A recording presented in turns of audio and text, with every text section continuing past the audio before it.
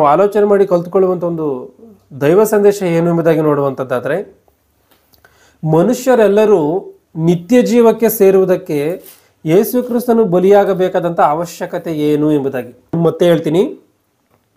ಮನುಷ್ಯರೆಲ್ಲರೂ ಕೂಡ ನಿತ್ಯ ಜೀವಕ್ಕೆ ಸೇರಬೇಕಂದ್ರೆ ಯೇಸು ಕ್ರಿಸ್ತನು ಬಲಿಯಾಗುವಂಥದ್ದು ಅವಶ್ಯವಾ ಎಂಬುದಾಗಿ ಈ ಒಂದು ಅಂಶವನ್ನು ನಾವು ನೋಡಿಕೊಳ್ಳೋಣ. ಯಾಕೆಂದರೆ ನಮ್ಮೆಲ್ಲರಲ್ಲೂ ಕೂಡ ಈ ಒಂದು ಪ್ರಶ್ನೆ ಇರುತ್ತೆ. ನಮ್ಮಲ್ಲಿ ಮಾತ್ರ ಅಲ್ಲ, ಎಷ್ಟೋ ಜನಗಳಲ್ಲಿ ಈ ಒಂದು ಪ್ರಶ್ನೆಗಳಿರ್ತದೆ. ಯೇಸು ಕ್ರಿಸ್ತನನ್ನು ನಂಬಿದರೆ ಸ್ವರ್ಗಕ್ಕೆ ಹೋಗ್ತೀವಿ, ಯೇಸು ಕ್ರಿಸ್ತನ ನಂಬಿದರೆ ನಿತ್ಯ ರಾಜ್ಯಕ್ಕೆ ಸೇರ್ತೀವಿ ಎಂಬುದಾಗಿ ಎಲ್ಲರೂ ಕೂಡ ಮಾತನಾಡ್ತಾ ಇರುವಂಥ ಮಾತನ್ನು ನಾವು ಕೇಳ್ತಾ ಇರ್ತೀವಿ. ಯೇಸು ಕ್ರಿಸ್ತನು ಆತನು ಮರಣವನ್ನು ಅನುಭವಿಸೋದ್ರಿಂದ, ಆತನು ಯೇಸು ಕ್ರಿಸ್ತನ ಶಿಲ್ಬೆ ಮೇಲೆ ಮರಣವನ್ನು ಹೊಂದದಲ್ಲೇ ಇದ್ರೆ ನಾವು ಪರಲೋಕಕ್ಕೆ ಹೋಗಲ್ಲ ಎಂಬುದಾಗಿ ನಾವು ಹೇಳ್ತಿರ್ತೀವಿ. ಅಂದರೆ ಯೇಸು ಕ್ರಿಸ್ತನು ಬಲಿಯಾಗೋದ್ರಿಂದ ನಾವು ಯಾವ ರೀತಿಯಾಗಿ ಪರಲೋಕಕ್ಕೆ ಹೋಗ್ತೀವಿ, ಯೇಸು ಕ್ರಿಸ್ತನು ಬಲಿಯಾಗೋದ್ರಿಂದ ನಮ್ಮ ಪಾಪಗಳು ಯಾವ ರೀತಿಯಾಗಿ ಪರಿಹಾರ ಆಗುತ್ತೆ, ಯೇಸು ಕ್ರಿಸ್ತನು ಬಲಿಯಾಗೋದ್ರಿಂದ ನಾವು ಯಾವ ರೀತಿಯಾಗಿ ನಿತ್ಯ ಲೋಕದಲ್ಲಿ ನಿತ್ಯತ್ವದಲ್ಲೂ ಕೂಡ ನಾವು ಬದುಕಿರ್ತೀವಿ ಎನ್ನುವಂಥದ್ದನ್ನು ನಾವು ಎಷ್ಟೋ ಸಾರಿ ಅನುಮಾನಗಳು ಬಂದಿರ್ತದೆ. ಒಂದು ವೇಳೆ ಯಾರಿಗಾದರೂ ಅನುಮಾನಗಳು ನಿಮ್ಮಲ್ಲಿ ಬರದಲೇ ಇದ್ದರೆ ಮುಂದೆ ಒಂದು ವೇಳೆ ಬಂದರೂ ಬರ್ಬೋದು. ಆದ್ದರಿಂದ ಈ ಒಂದು ಮಾತನ್ನು ಅಂದರೆ ಈ ಒಂದು ಪಾಠವನ್ನು ಸ್ಪಷ್ಟವಾಗಿ ಅರ್ಥ ಮಾಡಿಕೊಳ್ಬೇಕು ಅನ್ನೋದನ್ನು ಸ್ಪಷ್ಟವಾಗಿ ತಿಳ್ಕೊಳ್ಳಿ. ಯೇಸು ಕ್ರಿಸ್ತನು ಏನಕ್ಕೋಸ್ಕರ ಆತನು ಬಲಿಯಾಗಬೇಕು ಎನ್ನುವಂಥ ವಿಚಾರದಲ್ಲಿ ಹಲವಾರು ಜನಗಳಿಗೆ ಹಲವಾರು ಪ್ರಶ್ನೆಗಳಿರ್ಬೋದು. ಆ ಪ್ರಶ್ನೆಗಳಲ್ಲಿ ಇದು ಒಂದು ಪ್ರಶ್ನೆ ಆಗಿರ್ಬೋದು. ಯೇಸು ಕ್ರಿಸ್ತನು ಯಾಕೆ ನಮ್ಮ ಒಂದು ಪಾಪಕ್ಕೋಸ್ಕರ ಆತನು ಬಲಿಯಾಗಬೇಕು, ಆತನು ಬಲಿಯಾದರೆ ಯಾವ ರೀತಿಯಾಗಿ ನಮಗೆ ಮುಕ್ತಿ ಎನ್ನುವಂಥದ್ದು ಸಿಗುತ್ತೆ, ನಮಗೆ ಯಾವ ರೀತಿಯಾಗಿ ನಿತ್ಯ ಜೀವ ಎನ್ನುವಂಥದ್ದು ಸಿಗುತ್ತೆ ಎನ್ನುವಂಥದ್ದನ್ನು ನಾವು ಒಂದ್ಸರಿ ಆಲೋಚನೆ ಮಾಡಿ ನೋಡುವಂಥದ್ದಾದರೆ, ಬೈಬಲ್ನ ಸ್ಪಷ್ಟವಾಗಿ ಅರ್ಥ ಮಾಡಿಕೊಳ್ಳದೇ ಇರುವಂಥದ್ದೇ ಕಾರಣ. ಅಂದರೆ ಬೈಬಲ್ನ ಸ್ಪಷ್ಟವಾಗಿ ಅರ್ಥ ಮಾಡಿಕೊಳ್ಳದೇ ಇರುವಂಥ ಕಾರಣ ಇಂಥ ಒಂದು ಪ್ರಶ್ನೆಗಳು ತಲೆ ಎತ್ತುತ್ತೆ. ಇಂಥ ಒಂದು ಪ್ರಶ್ನೆಗಳು ತಲೆ ಎತ್ತಿದಾಗ ಬೈಬಲ್ ಯಾವಾಗ ನಮಗೆ ಗೊತ್ತಿರಲ್ವೋ, ಓ ಬೈಬಲ್ ಸುಳ್ಳು, ನಮ್ಮ ಪಾಪಕ್ಕೆ ಆತನ ಬಲಿ ಆದರೆ ಯಾವ ರೀತಿಯಾಗಿ ನಮಗೆ ನಿತ್ಯ ಲೋಕ ಸಿರುತ್ತೆ, ಆದ್ದರಿಂದ ಇದೆಲ್ಲವೂ ಸುಳ್ಳು ಅಂತ ಹೇಳಿ ನಾವು ಒಂದೇ ಸರಿ ಆ ಮಾತುಗಳನ್ನು ಬಿಟ್ಟು ಬಿಡ್ತೀವಿ. ಇವತ್ತು ನಾವು ಬಿಟ್ಟು ದೇವರಿಂದ ದೂರ ಆಗ್ತಾ ಇದ್ದೀವಿ. ಅಂದರೆ ಎಷ್ಟೋ ಜನ ಕ್ರೈಸ್ತರು ಕೂಡ ಅವರು ಕ್ರೈಸ್ತತ್ವವನ್ನು ಬಿಟ್ಟು ಯೇಸು ಕ್ರಿಸ್ತನನ್ನು ಬಿಟ್ಟು ಬೇರೆ ಬೇರೆ ಒಂದು ಪದ್ಧತಿಗಳಿಗೆ ಜಾರಿ ಹೋಗ್ತಾ ಇರುವಂಥದ್ದನ್ನು ನೋಡಿದ್ರೆ ಬೈಬಲ್ ಮೇಲೆ ಸರಿಯಾದಂಥ ಅವಗಾಹನೆ ಇಲ್ಲ ಎನ್ನುವಂಥದ್ದು, ಬೈಬಲ್ ಮೇಲೆ ಸರಿಯಾದಂಥ ರೀತಿಯಲ್ಲಿ ಪಟ್ಟಿಲ್ಲ ಎನ್ನುವಂಥದ್ದು, ಬೈಬಲಲ್ಲಿ ಸರಿಯಾದಂಥ ಜ್ಞಾನ ಇಲ್ಲ ಎನ್ನುವಂಥದ್ದನ್ನು ನಾವು ಅರ್ಥ ಮಾಡಿಕೊಳ್ಬೇಕು. ಬೈಬಲಲ್ಲಿ ಜ್ಞಾನವಿಲ್ಲದಂಥ ಕಾರಣವೇ, ದೇವರ ಮಾತುಗಳು ಸ್ಪಷ್ಟವಾಗಿ ಅರ್ಥ ಮಾಡಿಕೊಳ್ಳಕ್ಕಾಗದೇ ಇರುವಂಥ ಕಾರಣವೇ ಅವರೆಲ್ಲರೂ ಕೂಡ ದೇವರನ್ನ ಬಿಟ್ಟು ಹೋಗುವಂಥವರಾಗಿರ್ತಾರೆ. ಇವತ್ತು ನಾವು ಉದಾಹರಣೆಯಾಗಿ ನಾವು ನೋಡುವಂಥದ್ದಾದರೆ, ಒಂದು ಸ್ಕೂಲ್ನಲ್ಲಿ ಒಂದೇ ಕ್ಲಾಸ್ ರೂಮಲ್ಲಿ ಒಬ್ಬ ಟೀಚರು ಎಲ್ಲರಿಗೂ ಕೂಡ ಒಂದೇ ಸರಿ ಪಾಠವನ್ನು ಮಾಡ್ತಾರೆ. ಒಬ್ಬ ಶಿಕ್ಷಕರು ಒಂದು 50 ಜನ ಹುಡುಗರಿದ್ದಾರೆ ಅಂದರೆ 50 ಜನ ಹುಡುಗರಿಗೂ ಕೂಡ ಒಂದೇ ಸರಿ ಪಾಠವನ್ನು ಮಾಡ್ತಾರೆ. ಒಂದೇ ಸರಿ ಪಾಠವನ್ನು ಮಾಡಿದ್ರೆ ಎಲ್ಲ ಸಬ್ಜೆಕ್ಟ್ಗಳು ಎಲ್ಲ ಹುಡುಗರಿಗೂ ಕೂಡ ಇಷ್ಟ ಇರೋದಿಲ್ಲ. ಕೆಲವರಿಗೆ ವಿಜ್ಞಾನ ಎನ್ನುವಂಥದ್ದು ಇಷ್ಟ ಇದ್ರೆ ಇನ್ನು ಕೆಲವರಿಗೆ ವಿಜ್ಞಾನ ಎನ್ನುವಂಥದ್ದು ಇಷ್ಟ ಇರಲ್ಲ, ಕೆಲವರಿಗೆ ಗಣಿತ ಎನ್ನುವಂಥದ್ದು ಇಷ್ಟ ಇದ್ರೆ ಅದು ಕೆಲವರಿಗೆ ಇಷ್ಟವಿರಲ್ಲ. ಅಂದರೆ ಎಲ್ಲರೂ ಕೂಡ ಒಂದೇ ರೀತಿಯಾಗಿರ್ತಾರೆ ಅಂದರೆ ಒಂದೇ ರೀತಿಯಾಗಿರಲ್ಲ. ಕೆಲವರಿಗೆ ಕೆಲವು ಸಬ್ಜೆಕ್ಟ್ಗಳು ಕಷ್ಟವಾಗಿರ್ತದೆ, ಇನ್ನು ಕೆಲವು ಸಬ್ಜೆಕ್ಟ್ಗಳಿಗೆ ಇಷ್ಟವಾಗಿ ಇರ್ತದೆ. ಆ ರೀತಿಯಾಗಿ ಕೆಲವು ಹುಡುಗರುಗಳು ಕೆಲವೊಂದು ಸಬ್ಜೆಕ್ಟ್ಗಳೇ ಫೇಲ್ ಆಗಿ ಹೋಗ್ತಾರೆ.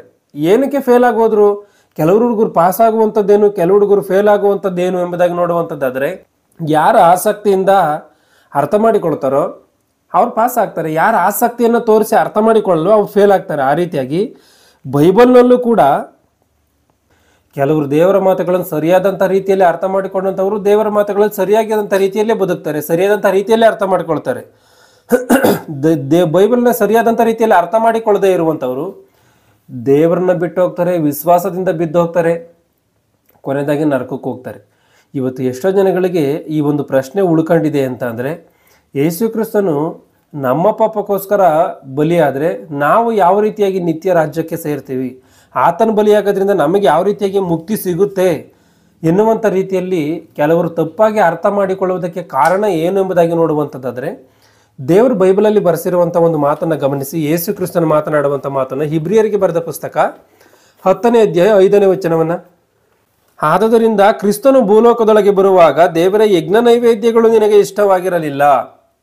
ಯೇಸು ಕ್ರಿಸ್ತನು ಹೇಳುವಂಥ ಮಾತು, ದೇವರೇ ಯಜ್ಞ ನೈವೇದ್ಯಗಳು ನಿನಗೆ ಇಷ್ಟವಾಗಿರಲಿಲ್ಲ, ಆದುದರಿಂದ ನೀನು ನನಗೆ ದೇಹವನ್ನು ಸಿದ್ಧ ಮಾಡಿಕೊಟ್ಟಿ, ಸರ್ವಾಂಗ ಹೋಮಗಳಲ್ಲಿಯೂ ದೋಷ ಪರಿಹಾರಕ ಯಜ್ಞಗಳಲ್ಲಿಯೂ ನೀನು ಸಂತೋಷ ಪಡಲಿಲ್ಲ.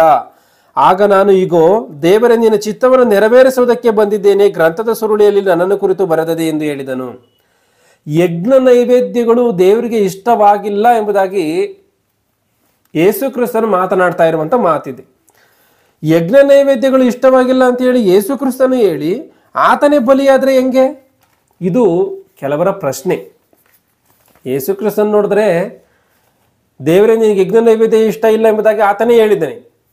ಕೀರ್ತನೆ 50ನೇ ಕೀರ್ತನೆಯಲ್ಲಿ ನೋಡುವಂಥದ್ದಾದರೆ ಸ್ಪಷ್ಟವಾಗಿ ಅಲ್ಲಿ ಕೆಲವೊಂದು ಮಾತುಗಳು ಏನು ಕಾಣುತ್ತೆ ಅಂತ ಅಂದ್ರೆ, ಓರಿಕರೆಗಳ ರಕ್ತವನ್ನು ನಾನು ಕುಡಿಯುವುದುಂಟೋ, ನಿಮ್ಮ ಒಂದು ದೊಡ್ಡಿಯಿಂದ ನನಗೆ ಓರಿ ಬೇಕಾಗಿಲ್ಲ, ಓತ ಬೇಕಾಗಿಲ್ಲ ಎಂಬುದಾಗಿ ಆತನೇ ಮಾತನಾಡಿರುವಂಥ ಮಾತುಗಳು 50ನೇ ಕೀರ್ತನೆಯಲ್ಲಿ ಸ್ಪಷ್ಟವಾಗಿ ಕಾಣುತ್ತೆ.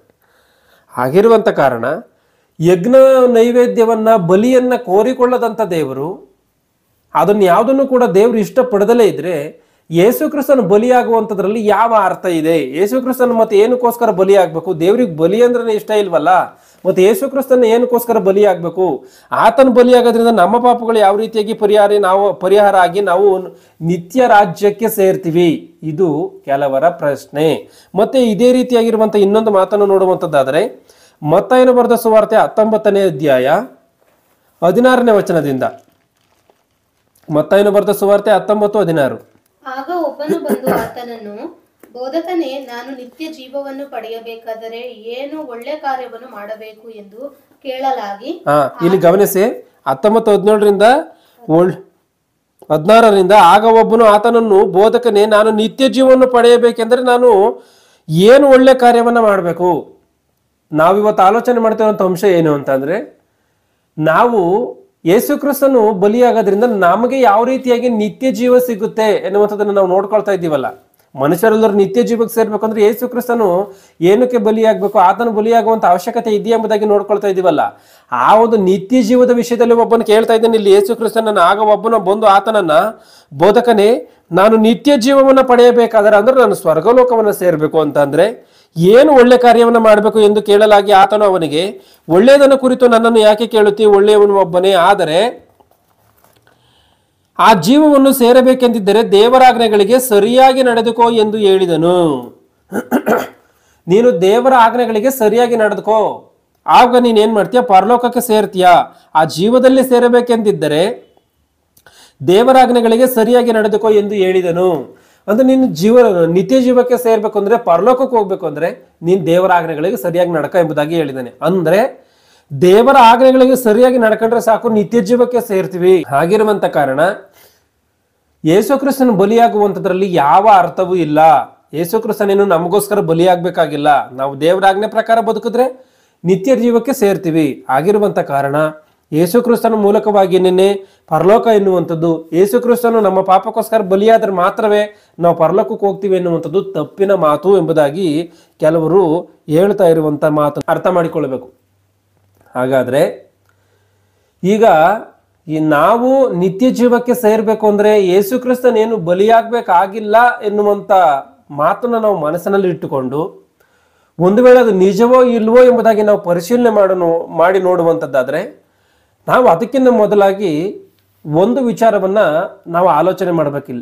ಏನು ವಿಚಾರವನ್ನ ಆಲೋಚನೆ ಮಾಡಬೇಕು ಅಂತಂದ್ರೆ, ಇವತ್ತು ನಾವು ಈ ಭೂಮಿಯ ಮೇಲೆ ಮನುಷ್ಯನು ಬದುಕುವುದಕ್ಕೋಸ್ಕರ ಈ ಒಂದು ಪ್ರಕೃತಿ ಯಾವ ರೀತಿಯಾಗಿ ಬಲಿಯಾಗ್ತಾ ಇದೆಯೋ ಎನ್ನುವಂಥದ್ದನ್ನು ನಾವು ಸ್ಪಷ್ಟವಾಗಿ ಅರ್ಥ ಮಾಡಿಕೊಳ್ಬೇಕು. ಅಂದ್ರೆ ಮನುಷ್ಯನಿವತ್ತು ಭೂಮಿ ಮೇಲೆ ಬದುಕುವುದಕ್ಕೆ ಈ ಒಂದು ಪ್ರಕೃತಿ ಪ್ರತಿಯೊಂದು ಕ್ಷಣದಲ್ಲೂ ಕೂಡ ಬಲಿಯಾಗಿ ಹೋಗ್ತಾ ಇದೆ. ಈ ಯಾವ ರೀತಿಯಾಗಿ ಬಲಿಯಾಗ್ತಿದೆ ಅಂತ ಅಂದ್ರೆ, ಸೂರ್ಯನು ಕೋಟ್ಯಾನುಕೋಟಿ ವರ್ಷಗಳಿಂದ ಉರಿಯುತ್ತಾ ಮನುಷ್ಯನಿಗೆ ಸೇವೆಯನ್ನ ಮಾಡ್ತಾ ಬಲಿಯಾಗಿ ಹೋಗ್ತಾ ಇದೆ. ನಕ್ಷತ್ರಗಳು ಕೂಡ ಅವುಗಳು ಕೂಡ ಬೆಳಕನ್ನು ಕೊಡ್ತಾ ಮನುಷ್ಯನಿಗೆ ಸೇವೆ ಮಾಡಿ ಅವುಗಳು ಕೂಡ ಬಲಿಯಾಗಿ ಹೋಗ್ತಾ ಇದೆ. ಪ್ರಾಣಿ ಪಕ್ಷಿಗಳು ಕೂಡ ಮನುಷ್ಯನ ಒಂದು ಶರೀರಕ್ಕೆ ಆಹಾರವಾಗಿ ಅವುಗಳು ಕೂಡ ಬದುಕಿ ಬಲಿಯಾಗಿ ಹೋಗ್ತಾ ಇದೆ. ಅದು ಮಾತ್ರವೇ ಅಲ್ಲ, ಜೀವವಿರುವಂಥ ಹುಲ್ಲುಗಳು ಮತ್ತೆ ತರಕಾರಿಗಳು, ಸೊಪ್ಪುಗಳು, ಇವೆಲ್ಲವೂ ಕೂಡ ಹಣ್ಣುಗಳು, ಇವೆಲ್ಲವೂ ಕೂಡ ಮನುಷ್ಯನ ಬದುಕುಳಿಯುವುದಕ್ಕೆ ಇವೆಲ್ಲವೂ ಕೂಡ ಬಲಿಯಾಗಿ ಹೋಗ್ತಾ ಇದೆ. ಗಮನಿಸಿ, ಒಂದು ಕೋಳಿ ಬಲಿಯಾಗ್ದಲೇ ಇದ್ರೆ ಮನುಷ್ಯನು ಬದುಕುಳಿಯುವುದಕ್ಕೆ ಸಾಧ್ಯ ಇಲ್ಲ. ಒಂದು ಮೇಕೆ ಬಲಿಯಾಗ್ದಲೇ ಇದ್ರೆ ಮನುಷ್ಯನು ಬದುಕುಳಿಯುವುದಕ್ಕೆ ಸಾಧ್ಯ ಇಲ್ಲ. ಅಂದ್ರೆ ಇವೆಲ್ಲವುಗಳು ಕೂಡ ಮನುಷ್ಯನು ಬದುಕಬೇಕಂದ್ರೆ ಇವೆಲ್ಲವುಗಳು ಕೂಡ ಬಲಿಯಾಗಿ ಹೋಗ್ಬೇಕು. ಪ್ರಕೃತಿ ಅನ್ನುವಂಥದ್ದು ಬಲಿಯಾಗಿ ಹೋಗ್ಬೇಕು.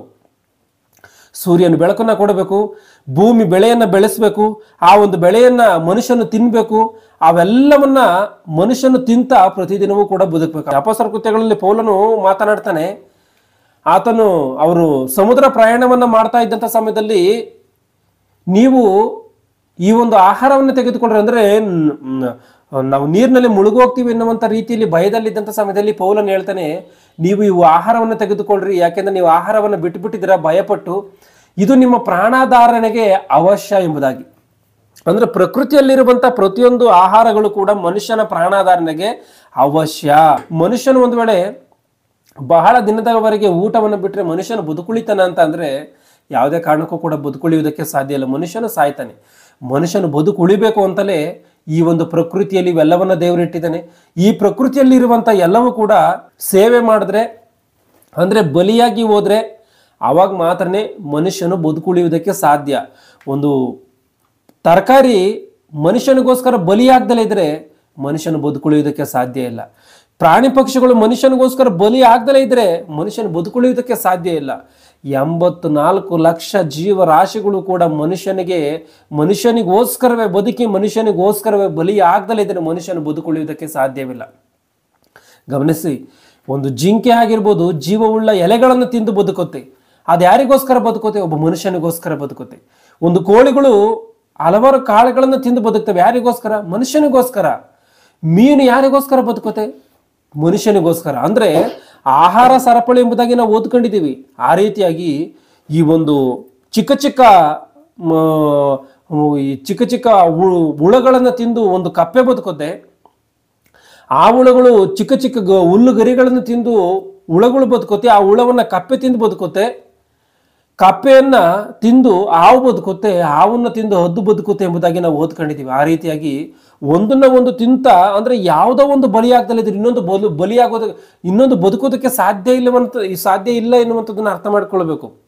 ಅಂದ್ರೆ ಜೀವವುಳ್ಳ ಎಲೆಗಳು ಬಲಿಯಾಗ್ದಲೇ ಇದ್ರೆ ಹುಳಗಳು ಬದುಕಿರುವುದಕ್ಕೆ, ಮಿಡತೆಗಳು ಬದುಕಿರುವುದಕ್ಕೆ ಸಾಧ್ಯ ಇಲ್ಲ. ಆ ಮಿಡತೆಗಳು ಬಲಿಯಾಗ್ದಲೇ ಇದ್ರೆ ಕೆಲವೊಂದು ಕಪ್ಪೆ ಜಾತಿಗೆ ಸೇರಿರುವಂಥವುಗಳು, ಇಂಥ ಒಂದು ಚಿಕ್ಕ ಪ್ರಾಣಿಗಳು ಬದುಕಿರೋದಕ್ಕೆ ಸಾಧ್ಯ ಇಲ್ಲ. ಅವೆಲ್ಲವುಗಳು ಕೂಡ ಬಲಿಯಾದ್ರೇ ಇನ್ನೊಂದು ಪ್ರಾಣಿ ಬದುಕೋದು. ಅಂದ್ರೆ ಒಂದು ಬಲಿ ಆಗ್ಬೇಕು, ಇನ್ನೊಂದು ಬದುಕಬೇಕು. ಅಂದ್ರೆ ಒಂದು ಬಲಿ ಆಗ್ಲೇಬೇಕು. ಆಗಿರುವಂತ ಕಾರಣ ಮನುಷ್ಯನಿವತ್ತು ಬದುಕುಳಿಬೇಕು ಅಂದ್ರೆ ಈ ಭೂಮಿ ಮೇಲೆ ಈ ಪ್ರಕೃತಿ ಎಲ್ಲವೂ ಕೂಡ ಬಲಿ ಆದ್ರೆ ಮಾತ್ರವೇ ಮನುಷ್ಯನು ಬದುಕುಳಿಯುವುದಕ್ಕೆ ಸಾಧ್ಯ. ಪ್ರಕೃತಿ ಇಲ್ದಲೇ ಮನುಷ್ಯನು ಬದುಕುಳಿಯುವುದಕ್ಕೆ ಸಾಧ್ಯವಿಲ್ಲ. ವಿಜ್ಞಾನಿಗಳು ಆ ಗ್ರಹದಲ್ಲಿ ಹೋಗಿ ಜೀವಿಸಬಹುದ, ಈ ಗ್ರಹದಲ್ಲಿ ಹೋಗಿ ಜೀವಿಸಬಹುದು ಎಂಬುದಾಗಿ ಪರಿಶೋಧನೆಗಳನ್ನ ಮಾಡ್ತಾ ಇದ್ದಾರೆ. ಆದ್ರೆ ಅಲ್ಲೆಲ್ಲವೂ ಕೂಡ ಕಾಣ್ತಾ ಇರುವಂತದ್ದು ಸಾಧ್ಯ ಇಲ್ಲ ಎನ್ನುವಂಥದ್ದು. ಏನಕ್ಕೆ ಸಾಧ್ಯ ಇಲ್ಲ ಅಂದ್ರೆ ಈ ಭೂಮಿಯಲ್ಲಿರುವಂತ ವಾತಾವರಣಗಳು ಅಲ್ಲಿಲ್ಲ. ಭೂಮಿಯಲ್ಲಿರುವಂತ ಎಷ್ಟು ಅವಶ್ಯಕತೆಗಳು, ಭೂಮಿಯಲ್ಲಿದ್ದಂತ ಒಂದು ಪರಿಸ್ಥಿತಿ ಅಲ್ಲಿಲ್ಲ. ಅಂದ್ರೆ ಮನುಷ್ಯನಿಗೆ ಇವೆಲ್ಲ ಪರಿಸ್ಥಿತಿಗಳು ಬೇಕಂದ್ರೆ ಮನುಷ್ಯನಿಗೆ ಇಂಥ ಒಂದು ವಾತಾವರಣ ಇದ್ರೆ ಮಾತ್ರವೇ ಮನುಷ್ಯನು ಬದುಕುಳಿಯುವುದಕ್ಕೆ ಸಾಧ್ಯ. ಇಲ್ಲಾಂದ್ರೆ ಯಾವುದೇ ಕಾರಣಕ್ಕೂ ಕೂಡ ಸಾಧ್ಯ ಇಲ್ಲ. ಇವತ್ತು ಭೂಮಿ ಅತಿ ವೇಗದಿಂದ ತಿರುಗುವಂತ ಸಮಯದಲ್ಲಿ ಭಯಂಕರವಾದಂಥ ರೀತಿಯಲ್ಲಿ ಬಿಸಿಯಾಗುವಂತ ಕಾರಣ ಮಹಾಸಮುದ್ರಗಳು ಅವುಗಳನ್ನು ಭೂಮಿಯನ್ನು ತಂಪುಗೊಳಿಸುವಂತ ರೀತಿಯಲ್ಲಿ ಏರ್ಪಾಟಾಗಿ ಕೆಲಸಗಳನ್ನ ಮಾಡ್ತಾ ಇದೆ. ಮತ್ತೆ ಪ್ರಕೃತಿ ಎಲ್ಲವೂ ಕೂಡ ಮನುಷ್ಯನಿಗೋಸ್ಕರವೇ ಬದುಕಿ ಅವೆಲ್ಲವೂ ಕೂಡ ಬಲಿಯಾಗ್ತಾ ಇದೆ. ಅಂದ್ರೆ ಪ್ರಕೃತಿ ಬಲಿಯಾಗ್ದಲೇ ಇದ್ರೆ ಮನುಷ್ಯನು ಬದುಕುಳಿಯುವುದಕ್ಕೆ ಸಾಧ್ಯ ಇಲ್ಲ ಎನ್ನುವಂಥದ್ದನ್ನು ನಾವು ಸ್ಪಷ್ಟವಾಗಿ ಅರ್ಥ ಮಾಡಿಕೊಳ್ಳಬೇಕಾಗಿರುವಂಥ ಒಂದು ಸಂಗತಿ. ಈಗಿರುವಂಥ ಕಾರಣ ಸ್ವಲ್ಪ ಕಾಲವು ಮಾತ್ರವೇ ಬದುಕುಳಿಯುವಂಥ ಈ ಒಂದು ಮನುಷ್ಯನ ಒಂದು ಜೀವಿತ ಕಾಲಕ್ಕೆ 60 ವರ್ಷ 70 ವರ್ಷ 80 ವರ್ಷ ಬದುಕುವಂತ ಈ ಒಂದು ಮನುಷ್ಯನ ಜೀವಿತ ಕಾಲಕ್ಕೆ ಈ ಪ್ರಕೃತಿ ಬಲಿಯಾಗಬೇಕು, ಪ್ರಾಣಿ ಪಕ್ಷಿಗಳು ಬಲಿಯಾಗಬೇಕು, ಪ್ರಕೃತಿಯಲ್ಲಿರುವಂತ ಪ್ರತಿಯೊಂದು ಕೂಡ ಬಲಿಯಾಗಿ ಸೇವೆ ಮಾಡಬೇಕು. ಬಲಿಯಾಗಬೇಕು ಅಂತ ಅಂದ್ರೆ ನಿತ್ಯಕ್ಕೂ ಕೂಡ ಜೀವಿಸುವಂತ ಆ ಒಂದು ಜೀವಿತಕ್ಕೆ, ನಿತ್ಯವೂ ಕೂಡ ಬದುಕಿರುವಂತ ಆ ಒಂದು ಪರಲೋಕದ ಒಂದು ಜೀವಿತಕ್ಕೆ ಬಲಿ ಎನ್ನುವಂಥದ್ದು ಅವಶ್ಯಕತೆ ಇಲ್ವಾ? ಬಲಿ ಎನ್ನುವಂಥದ್ದು ಅವಶ್ಯಕತೆ ಇದೆ. ಈ ಚಿಕ್ಕ ಜೀವಿತಕ್ಕೆ ಪ್ರಕೃತಿ ಎನ್ನುವಂಥದ್ದು ಬಲಿ ಆಗ್ಬೇಕು ಅಂದ್ರೆ ಆ ಒಂದು ಅನಂತವಾದಂಥ ಜೀವಿತಕ್ಕೆ ಒಬ್ಬ ಪರಿಶುದ್ಧನು ಬಲಿಯಾಗಲೇಬೇಕು ಎನ್ನುವಂಥದ್ದನ್ನು ನಾವು ಸ್ಪಷ್ಟವಾಗಿ ಅರ್ಥ ಮಾಡಿಕೊಳ್ಬೇಕು. ಯಾಕೆಂದ್ರೆ ಇದು ಅಶಾಶ್ವತವಾದಂಥ ಜೀವಿತ, ಆದರೆ ಅದು ಅಶಾಶ್ವತವಾದಂಥದ್ದಲ್ಲ, ಅದು ಶಾಶ್ವತವಾದಂಥ ಜೀವಿತ. ಅದು ಆ ಪರಲೋಕ ಎನ್ನುವಂಥದ್ದು ಶಾಶ್ವತವಾದಂಥ ಜೀವಿತ. ಮನುಷ್ಯನು ಈ ಒಂದು ಭೂಮಿಯ ಮೇಲೆ ಬದುಕಿ ಬಲಿ ಆದ್ರನೇ ಹೊರತು ಆ ಒಂದು ಪರಲೋಕವನ್ನು ಯಾವುದೇ ಕಾರಣಕ್ಕೂ ಕೂಡ ಹೊಂದೋದಕ್ಕೆ ಸಾಧ್ಯವಾಗುವುದಿಲ್ಲ. ಬಲಿ ಆಗ್ಬೇಕು ಎನ್ನುವಂಥದ್ದು ಮನುಷ್ಯನ ಈ ಭೂಮಿ ಮೇಲೆ ಬಲಿ ಆಗ್ಲೇಬೇಕಾತನು. ಈ ಭೂಮಿ ಮೇಲೆ ಆ ದೇವರ ಕೆಲಸವನ್ನ ಮಾಡ್ತಾ ಮನುಷ್ಯನು ಬದುಕಿ ಬಲಿ ಆದ್ರೇನೆ ಆ ಒಂದು ನಿತ್ಯ ರಾಜ್ಯವನ್ನ, ನಿತ್ಯ ಲೋಕವನ್ನ ಸೇರ್ತಾನೆ. ಭೂಮಿ ಮೇಲೆ ತನ್ನ ಪ್ರಾಣವನ್ನ ಅರ್ಪಿಸಿ ಯೇಸು ಕ್ರಿಸ್ತನು ಯಾವ ರೀತಿಯಾಗಿ ಆತನು ಪ್ರಾಣವನ್ನ ತ್ಯಾಗ ಮಾಡಿದ್ನೋ, ಯಾವ ರೀತಿಯಾಗಿ ದೇವರ ಕೆಲಸವನ್ನ ಮಾಡಿ ಆತನ ಪ್ರಾಣವನ್ನ ಬಿಟ್ನೋ, ಆತನ ಯಾವ ರೀತಿಯಾಗಿ ಪ್ರಾಣ ಬಲಿಯಾಗೋದ್ನೋ ಆ ರೀತಿಯಾಗಿ ಪ್ರತಿಯೊಬ್ಬ ಮನುಷ್ಯನು ಕೂಡ ಬಲಿ ಆಗಲೇಬೇಕು. ಆ ರೀತಿಯಾಗಿ ಬಲಿಯಾದರೆ ಮಾತ್ರವೇ ನಿತ್ಯ ಲೋಕ. ಮನುಷ್ಯನ ಇವತ್ತು ಪ್ರಕೃತಿ ಅನ್ನುವಂಥದ್ದು ಬಲಿಯಾಗದಲ್ಲೇ ಇದ್ರೆ ಯಾವ ರೀತಿಯಾಗಿ ಮನುಷ್ಯನು ಬದುಕೊಳ್ಳುವುದಕ್ಕೆ ಸಾಧ್ಯವಿಲ್ಲವೋ ಆ ರೀತಿಯಾಗಿ ಮನುಷ್ಯನು ಇವತ್ತು ಎಫೆಸ 2:10 ಪ್ರಕಾರವಾಗಿ ಸತ್ಕಾರ್ಯಗಳನ್ನು ಮಾಡುವುದಕ್ಕೋಸ್ಕರವೇ ನೀವು ಹುಟ್ಟಿದರೆ ಎನ್ನುವಂಥ ಮಾತನ್ನು ಮನಸ್ಸಿನಲ್ಲಿ ಇಟ್ಟುಕೊಂಡು ಸತ್ಕಾರ್ಯಗಳನ್ನು ಈ ಭೂಮಿ ಮೇಲೆ ಮಾಡಿ ಬಲಿಯಾದ್ರೇನೆ ಆ ಒಂದು ನಿತ್ಯ ಲೋಕ ಎನ್ನುವಂಥದ್ದು ಸಿಗುತ್ತೆ ಹೊರತು ಇಲ್ಲದೆ ಯಾವುದೇ ಕಾರಣಕ್ಕೂ ಕೂಡ ಸಿಗುವಂಥದ್ದಲ್ಲ. ಮತ್ತೆ ಯೇಸು ಕ್ರಿಸ್ತನು ಯಾವ ರೀತಿಯಾಗಿ ನಮಗೋಸ್ಕರ ಬಲಿಯಾಗಿದ್ದನೋ ಒಂದ್ಸರಿ ಇಬ್ರಿಯರಿಗೆ ಬರೆದ ಪುಸ್ತಕ 5ನೇ ಅಧ್ಯಾಯ 7ನೇ ವಚನವನ್ನು ಗಮನಿಸಿ. ಇಬ್ರಿಯರಿಗೆ ಬರೆದ ಪುಸ್ತಕ 5:7 ಕ್ರಿಸ್ತನು ತಾನು ಭೂಲೋಕದಲ್ಲಿದ್ದಾಗ ಮರಣಕ್ಕೆ ತಪ್ಪಿಸಿ ಕಾಪಾಡ ಶಕ್ತನಾಗಿರುವ ಆತನಿಗೆ ಬಲವಾಗಿ ಕೂಗುತ್ತಾ ಕಣ್ಣೀರನ್ನು ಸುರಿಸುತ್ತಾ, ಗಮನಿಸಿ, ಅಂದ್ರೆ 3 ಲೋಕಗಳನ್ನು ಉಂಟು ಮಾಡುವುದಕ್ಕೆ ಕಾರಣನಾಗಿರುವಂತ ಯೇಸು ಕ್ರಿಸ್ತನು, ಈ ಸಮಸ್ತ ಸೃಷ್ಟಿಗೆ ಮೂಲನಾಗಿರುವಂತ ಯೇಸು ಕ್ರಿಸ್ತನು ಆತನ ಕಣ್ಣೀರನ್ನು ಸುರಿಸುವಂಥದ್ದು ಅಂದ್ರೆ ಏನು ಆಲೋಚನೆ ಮಾಡಿ. ಎಂತ ಒಂದು ವಿಪರ್ಯಾಸವೋ. ಅಂದ್ರೆ ಯೇಸು ಕ್ರಿಸ್ತನು ಕಣ್ಣೀರನ್ನು ಸುರಿಸ್ಬೇಕಾ? ಅಂತ ಭಯಂಕರವಾದಂತ ರೀತಿಯಲ್ಲಿ ಶ್ರಮೆಗಳನ್ನು ಅನುಭವಿಸಿ ಆತನು ಬಲಿ ಆಗ್ತಾ ಇದ್ದಾನೆ ಆ ಸಮಯದಲ್ಲಿ. ಮತ್ತೆ ಓದಿ ಅದನ್ನ. ಕ್ರಿಸ್ತನು ತಾನು ಭೂಲೋಕದಲ್ಲಿದ್ದಾಗ ಮರಣಕ್ಕೆ ತಪ್ಪಿಸಿ ಕಾಪಾಡ ಶಕ್ತನಾಗಿರುವ ಆತನಿಗೆ ಬಲವಾಗಿ ಕೂಗುತ್ತಾ ಕಣ್ಣೀರನ್ನು ಸುರಿಸುತ್ತಾ ಪ್ರಾರ್ಥನೆ ವಿಜ್ಞಾಪನೆಗಳನ್ನು ಸಮರ್ಪಿಸಿ ದೇವರ ಮೇಲಣ ಭಯಭಕ್ತಿಯ ನಿಮಿತ್ತ ಕೇಳಲ್ಪಟ್ಟನು. ಅಂದ್ರೆ ನಾವು ಕೂಡ ಕ್ರಿಸ್ತನಂತೆ ಈ ಭೂಮಿ ಮೇಲೆ ಬದುಕಿ ಭಯಭಕ್ತಿ ಉಳ್ಳಂತವರಾಗಿ ಬದುಕಿ ಬಲಿ ಆದ್ರೆ ನಿತ್ಯ ಲೋಕ. ತಂದೆ ಈ ಒಂದು ಪ್ರಕೃತಿಯನ್ನ ಸಾದೃಶ್ಯದ ಈ ಪ್ರಕೃತಿಯಲ್ಲಿ ಎಷ್ಟೋ ಉದಾಹರಣೆಗಳನ್ನ ಇಟ್ಟಿದ್ದಾನೆ. ಯಾವ ರೀತಿಯಾಗಿ ಅಂತಂದ್ರೆ, ಒಂದು ಬೀಜ ಎನ್ನುವಂಥದ್ದು ಯಾವ ರೀತಿಯಾಗಿ ಸತ್ತು ಬಲಿಯಾಗಿ ಮತ್ತೆ ಹೊಸ ಜನ್ಮವನ್ನ, ಹೊಸ ಬದುಕನ್ನ ತಾಳ್ತಾ ಇದೆಯೋ ಆ ರೀತಿಯಾಗಿ ಮನುಷ್ಯನು ಕೂಡ ಈ ಭೂಮಿ ಮೇಲೆ ಆತನು ಕೂಡ ಬದುಕಿ ಬಲಿಯಾಗಿ ಇನ್ನೊಂದು ಲೋಕದಲ್ಲಿ ಆತನು ಚಿರಂಜೀವಿಯಾಗಿ ಬದುಕಬೇಕು. ಆದ್ರೆ ಬಲಿ ಎನ್ನುವಂಥದ್ದು ಅವಶ್ಯವೇ ಇಲ್ಲ. ಯೇಸು ಕ್ರಿಸ್ತನ ಯಾವುದೇ ಕಾರಣಕ್ಕೂ ಕೂಡ ಆತನು ಬಲಿಯಾಗಬೇಕಾದಂಥ ಅವಶ್ಯಕತೆ ಇಲ್ಲ. ನಾವು ಪರಲೋಕಕ್ಕೆ ಸೇರ್ಬೇಕು ಅಂದ್ರೆ ಎಂಬುದಾಗಿ ಕೆಲವರು ಹೇಳ್ತಾರೆ ಅಂತ ಅಂದ್ರೆ ಅದು ತಪ್ಪಿನ ಮಾತು. ಮನುಷ್ಯನು ಜೀವಿಸುವುದಕ್ಕೂ ಕೂಡ ಪ್ರಕೃತಿ ಬಲಿಯಾಗಬೇಕಾಗಿಲ್ಲ. ಆ ರೀತಿಯಾಗಿ ನೋಡುವಂಥದ್ದಾದ್ರೆ ಇವತ್ತು ಮನುಷ್ಯನು ನಾವು ನಿತ್ಯ ಜೀವಕ್ಕೆ ಸೇರ್ಬೇಕು ಅಂದ್ರೆ ಯೇಸು ಕ್ರಿಸ್ತನೇನು ಬಲಿಯಾಗಬೇಕಾಗಿಲ್ಲ ಎಂಬುದಾಗಿ ನೋಡುವಂಥದ್ದಾದ್ರೆ ಈ ಭೂಮಿ ಮೇಲೆ ಮನುಷ್ಯನ ಬದುಕುವುದಕ್ಕೆ ಪ್ರಕೃತಿನೂ ಕೂಡ ಬಲಿಯಾಗಬೇಕಾಗಿಲ್ಲ. ಒಂದ್ ವೇಳೆ ಪ್ರಕೃತಿ ಬಲಿಯಾಗದಲ್ಲಿದ್ರೆ ಮನುಷ್ಯನು ಬದುಕುಳಿಯೋದಕ್ಕೆ ಸಾಧ್ಯವಾ? ಸಾಧ್ಯ ಇಲ್ಲ. ಮನುಷ್ಯನು ಪ್ರತಿಯೊಂದು ಕ್ಷಣದಲ್ಲೂ ಕೂಡ ಆತನು ಉಸಿರಾಡಬೇಕು ಅಂದ್ರೆ ಗಾಳಿ ಎನ್ನುವಂಥದ್ದು ಬಲಿಯಾಗಬೇಕು. ಆತನು ಪ್ರತಿಯೊಂದು ದಿನವೂ ಕೂಡ ಊಟವನ್ನು ತಿನ್ಬೇಕು. ಆ ಊಟವನ್ನು ತಿನ್ಬೇಕು ಅಂದ್ರೆ ಎಷ್ಟೋ ತರಕಾರಿಗಳು, ರೇಷನ್ನು, ಮಾಂಸ, ಮೀನು, ಮೇಕೆ, ಕುರಿಗಳು ಇವೆಲ್ಲವೂ ಕೂಡ ಬಲಿಯಾಗಿ ಹೋಗ್ಬೇಕು. ಆತನು ಬಲವಾದಂಥ ಆಹಾರವನ್ನು ತಿನ್ನುವುದಕ್ಕೆ ಸ್ಟಾರ್ಟ್ ಮಾಡ್ಕೊಂಡು ಆತನು ಮುಪ್ಪಿನ ಮುದುಕನಾಗುವಂಥ ಸಮಯದವರೆಗೂ ಎಷ್ಟು ಕೋಳಿಗಳನ್ನು ಆತನು ತಿಂದಿರ್ತಾನೆ, ಎಷ್ಟು ಮೇಕೆಗಳನ್ನು ತಿಂದಿರ್ತಾನೆ, ಎಷ್ಟು ಮಾಂಸವನ್ನು ಆತನು ತಿಂದಿರ್ತಾನೆ. ಆಲೋಚನೆ ಮಾಡಿ. ಅಂದ್ರೆ ಇವೆಲ್ಲವೂ ಕೂಡ ಮನುಷ್ಯನಿಗೆ ಬೇಕಾ? ಬೇಕೇ ಬೇಕು.